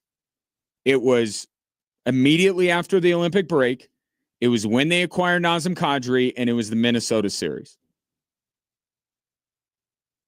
There's a lot of other time this season in which the Avalanche power play was putrid. And that has to change. Like that old saying, fool me once, shame on you. Fool me twice, shame on me. Last year, the power play was an issue. The Avalanche fired Ray Bennett, brought in Dave Haxtell. It did not get better. In some ways, it got worse. So if you're not going to be Vegas or Carolina and be a team that is going to take away teams' time and space, and you're going to be the ones that will create that time and space, that's fine. Right? You can't completely ignore the defensive end of the ice. But it's fine. Your identity is your identity. But an aspect of that identity is when the other team is down a skater, you should be able to punish them for that. And for 2 years now, this power play of the Colorado Avalanche is broken. And they even brought in somebody different to fix it. And it didn't work.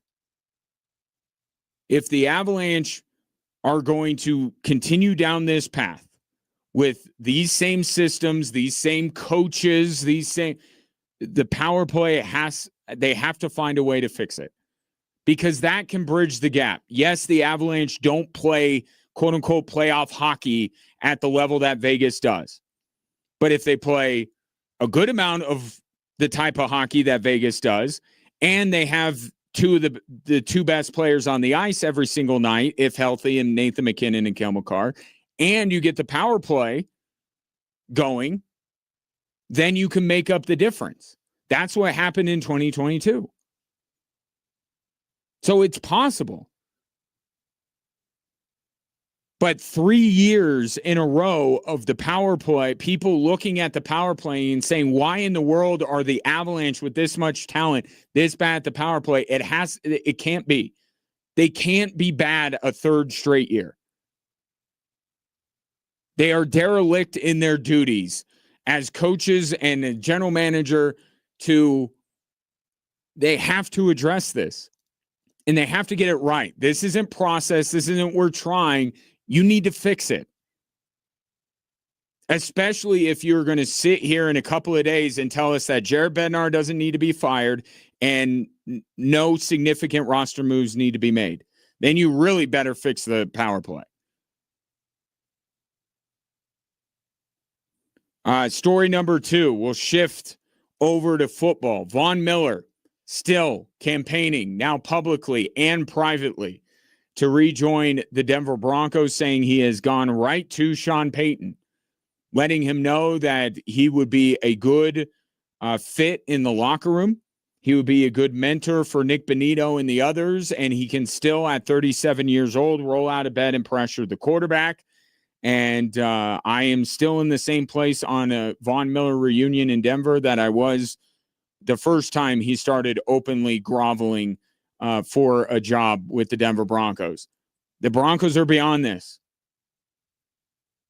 Every move that they are considering making, whether it's making Davis Webb their offensive coordinator and play caller, whether it's bringing in Jalen Waddle, the draft picks that they made, everything should be, does this get us closer to winning a Super Bowl?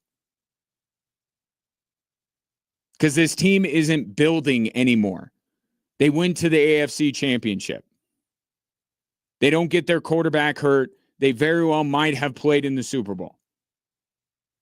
So every move they make should be through the lens of, does this get us closer to the Super Bowl? And good vibes and a fun story for Broncos fans does not get you any closer to winning a Super Bowl.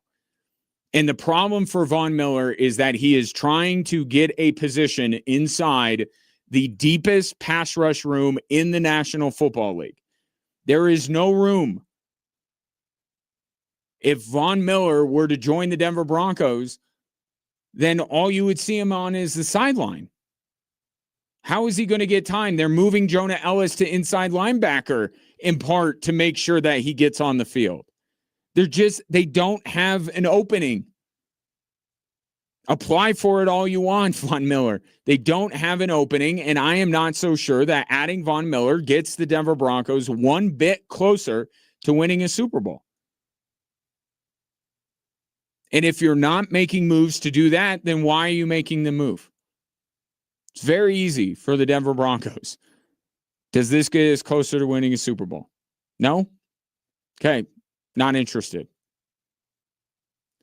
And now a more serious and just quite frankly sad story for story number 3, and that is the passing of Avalanche legend Claude Lemieux at the age of 60.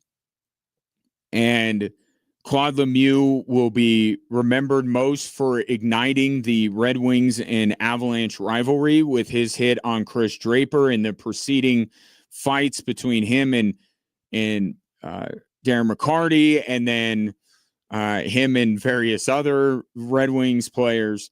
Claude Lemieux, and I'm not saying that I totally agree with his methods to igniting the rivalry, but what was born out of that was one of the most beautiful things that we have ever had in Colorado sports.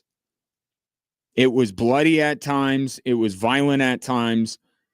But the Red Wings Avalanche rivalry was beautiful. And every year when we see the Detroit Red Wings on the schedule, albeit only twice a year, we lament how it's not a thing anymore. But we also remember what it was. And Claude Lemieux was a central figure in that. And one of the coolest things that has come of that is the recent documentary that ESPN did where Darren McCarty and Claude Lemieux would show up to places together on stage talking about the rivalry. And you could tell that these two guys are the ultimate competitors.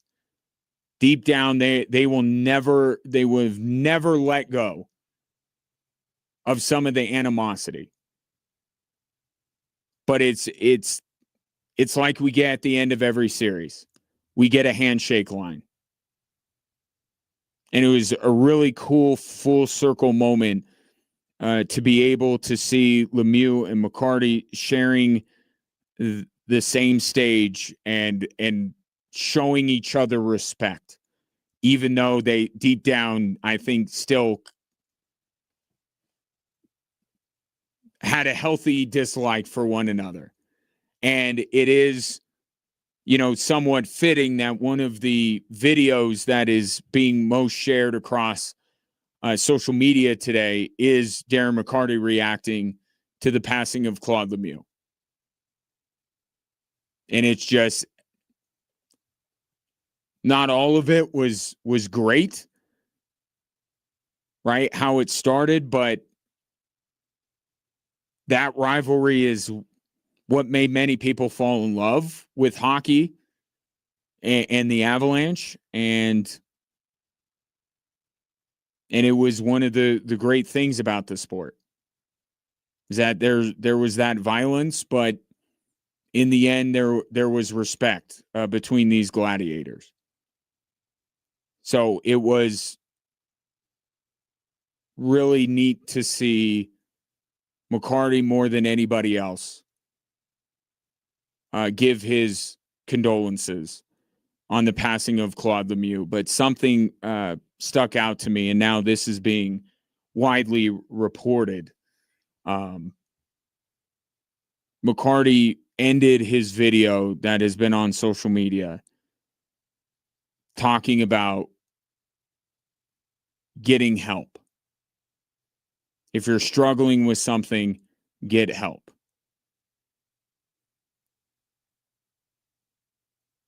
The prevailing belief is that Claude Lemieux did not pass away via natural causes. In many ways, it was not his time. And just on a human side, and forget the sports and the Avalanche and the Red Wings, how many times does this message need to be driven home? Especially, and I can say this being one myself, to us men. If you are dealing with something, reach out. There are legitimately people that care and want to help you. And it seems, and I don't know the situation, but it seems like maybe Claude Lemieux was dealing with a lot and maybe didn't reach out to get the help that he needed. So as unfortunate as it is, hopefully one of these times, these reminders will stick with somebody that even as, masculine and tough as we need to be as men, part of that is also realizing that if you're going through something, you can get help, and it doesn't make you any lesser of a man.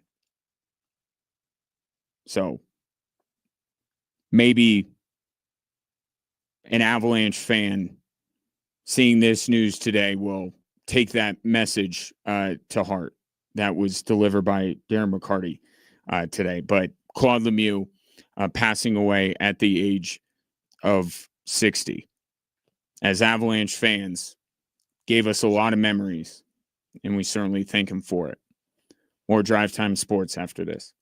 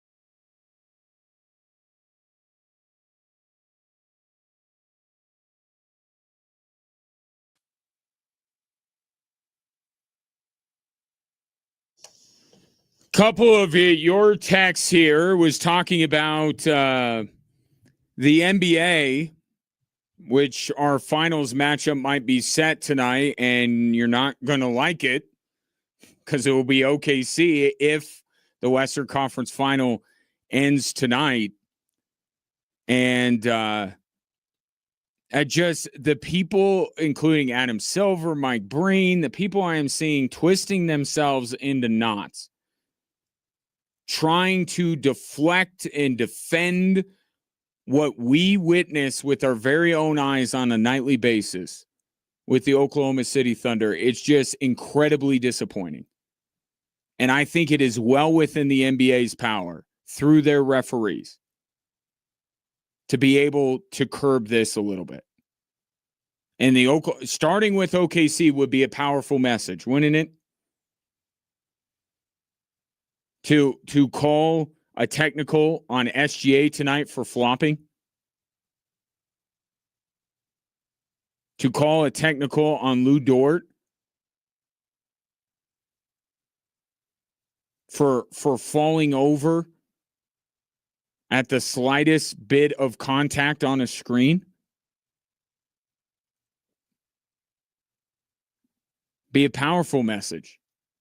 And they don't want to do it. I don't know if the allure of having a team that everybody hate watches and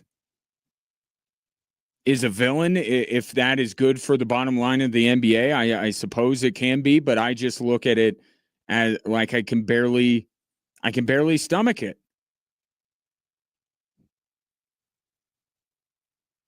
And I think I'm not alone.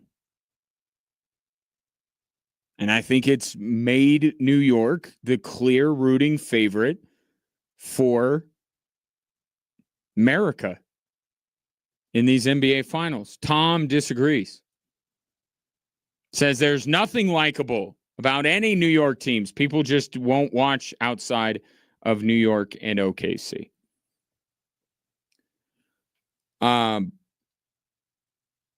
Do you think, and just some context, some important context. Tom tends to have affinity towards Boston teams, given a lot of the conversations that he and I have had over these many months and years. So understand that's a little bit the source you're getting from. I'm not saying that you have to be a Boston fan to not like New York. There are plenty of other markets that don't like New York. And I'll just say in all fairness, maybe I'm not the best guy to take it from either. When I say that there are New York teams that are likable, because I come from a family that is rooted in that fine city. And until this abomination of a baseball team called the Colorado Rockies came along, I was being raised to be a Yankee fan. So my affinity or how partial I am to the Yankees doesn't really translate across. I could not. I enjoy mocking the New York Jets as much as the next guy. I don't really care for the Mets, and I'm not like it doesn't. I would be okay in most any circumstances that the New York Knicks did not win a title. I would just as soon as they don't win a title ever. It doesn't bother me whatsoever. But if that's going to be our matchup, I would very much like the Knicks to win. And for Oklahoma City to go the way of Boston and Denver and Toronto and Milwaukee and just go away. Because that's what it seems to be. You win a title, and then you slowly start to go away. That would be ideal. That would be good. If Cleveland would have made it to the NBA Finals and would be playing Oklahoma City, I would be saying the same thing. Eli says the flopping and complaining is the product of a generation watching LeBron. Can't wait to see him leave LA. You know, I saw Michael Wilbon on ESPN this morning. I think it was this morning. I don't know. I just saw a clip of it saying that if SGA wins another title, and he's already won back-to-back MVPs, if he wins back-to-back titles, there will be young boys and girls across this country that will be practicing flopping in their driveway.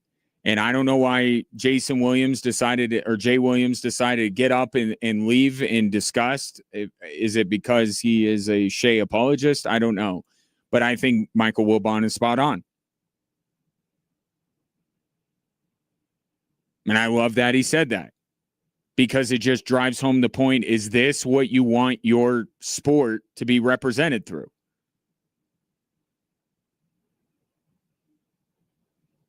But to Eli's point, Shea did not invent flopping. To Mike Breen's point, Shea is not the only player in the NBA that flops. You know, LeBron is credited with a lot. The super team era was LeBron's doing.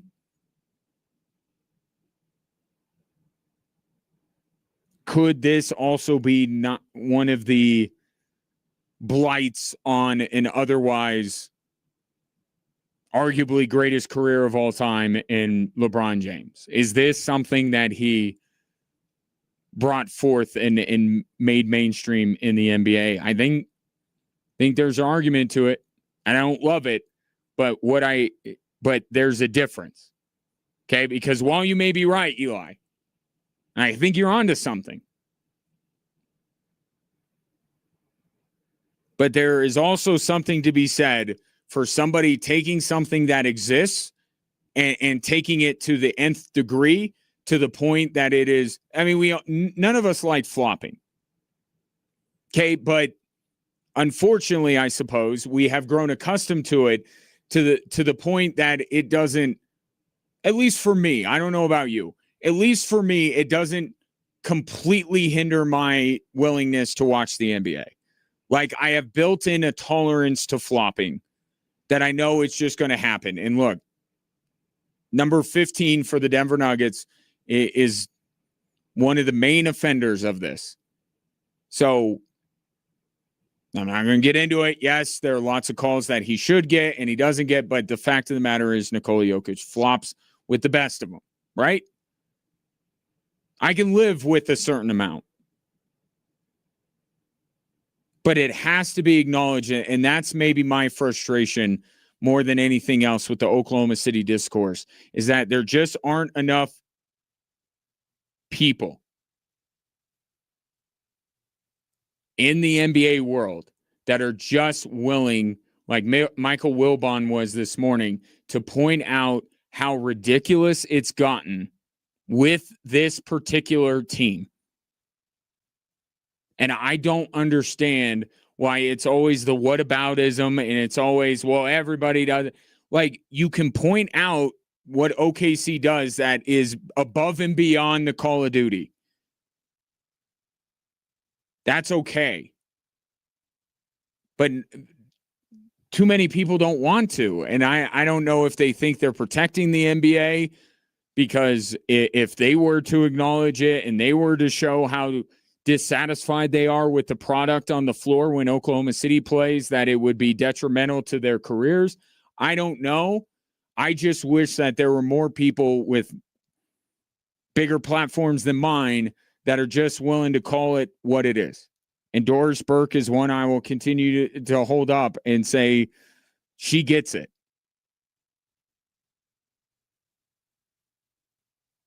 Everybody does it. They do it more.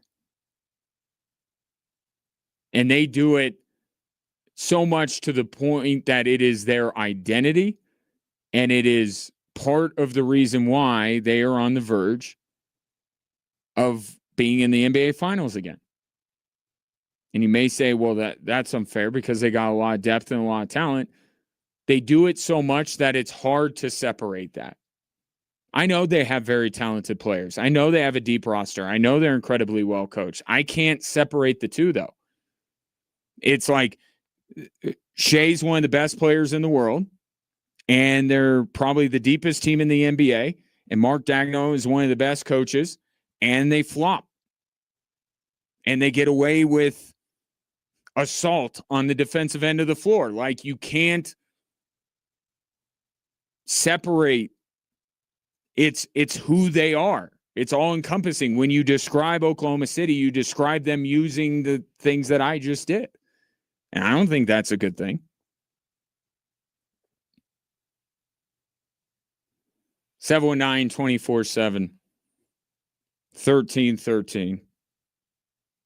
You know what I do wonder, though? Because here's the other part of it, that we have to be fair to Oklahoma City. Now, I wonder right now, and I said this after Oklahoma City won the title. I said, how long until they become the villain? And it was immediately. If San Antonio, let's say, wins the next 2 games, and I just, for the record, think that either San Antonio or Oklahoma City would beat New York in the NBA Finals. If San Antonio comes back, wins the next 2 games, goes to the NBA Finals, beats the Knicks, is San Antonio going to be the villain next year? I don't think they will be, which underscores my point about OKC. I don't think they will be. But a lot of the stuff that Wemby does, the bravado that he kind of has, and him the other night skipping out on his media session because he was upset that they lost and all that kind of stuff, like, that can turn. I think the Spurs, I think Wemby's so likable.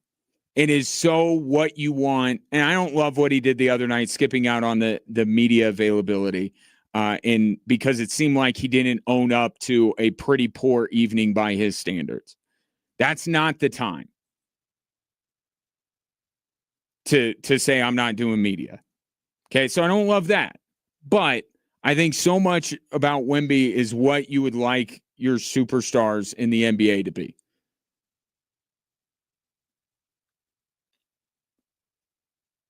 But I think that will give San Antonio more shelf life of being, but before they turn into the villain. And I think beating OKC will get them a lot of latitude. People will appreciate that they did that for a while. But it will happen. San Antonio will become the bad guys again. Remember, we disliked the San Antonio Spurs for a very long time, and there was nothing. I mean, it was, well, now that I say that, it was Duncan. People didn't like him because he was boring. But now I'm thinking Manu Ginobili. Manu Ginobili doesn't he kind of predate LeBron?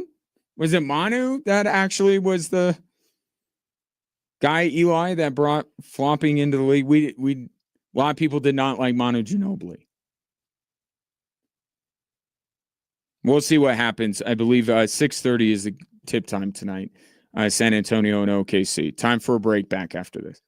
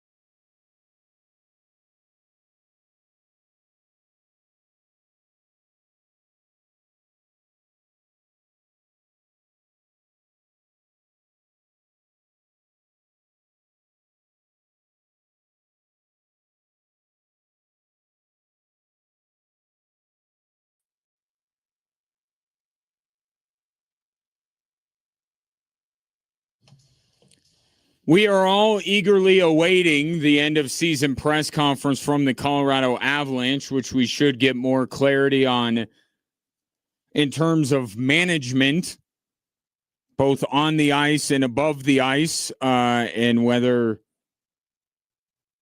they're all going to be back, the brain trust, as it were. And then to see, because Jared Bednar didn't have a ton of answers after the Game 4 loss, which is okay, but next time, let's, diagnose this thing, figure out what went wrong, and let us know how it's going to be better moving forward. So we'll see if that happens. I mean, tomorrow feels like a good day to do it, but we'll see. Haven't seen anything on that. Now, there is something kind of going on a little bit right now, and it's not at the forefront because there's the Bruce Cassidy thing, and now he's going public with his dismay over the fact that Vegas won't let him interview for other jobs, and Kelly McCrimmon, the GM of the Golden Knights, is saying Edmonton leaked it. That's why this is a story. And so there's that going on. And of course, we have a Stanley Cup final coming up. We have the Eastern Conference final still going on. So there's a lot of other stuff going on. I don't know if you saw that the Nashville Predators are sniffing around the Avalanche organization right now, reportedly. And the person that they're sniffing around for is Chris McFarland. And you say, well, why would he take the GM job for the Nashville Predators when he can remain the general manager of the Colorado Avalanche? And I would agree if it were a lateral move. But we have seen this in recent Colorado sports history, have we not?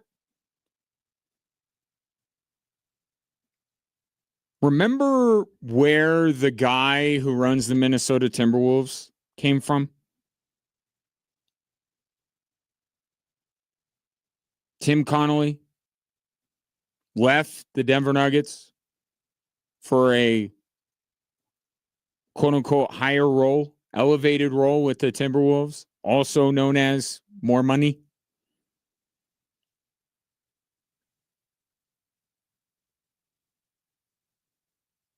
The Kroenke sports empire cannot let this happen again. And I'm not saying that Chris McFarland is above criticism. I've been doing a lot of thinking about this whole Mikko Rantanen trade a year ago and wondering if it's had the desired effect on this team. But there has been far more good that Chris McFarland has done than bad.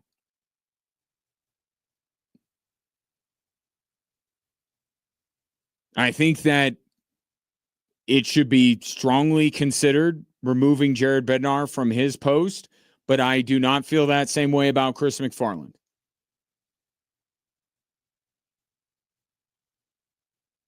And the Kroenkes can't not let this happen again. Because there's someone above him, technically, right? Joe Sakic. To let Chris McFarland walk out the door and go to a division rival, no less, and rebuild them. Yeah, initially it wouldn't be that big of a deal. Nashville, I would say, is further away from being good than, say, Minnesota was when Tim Connolly took over that organization. But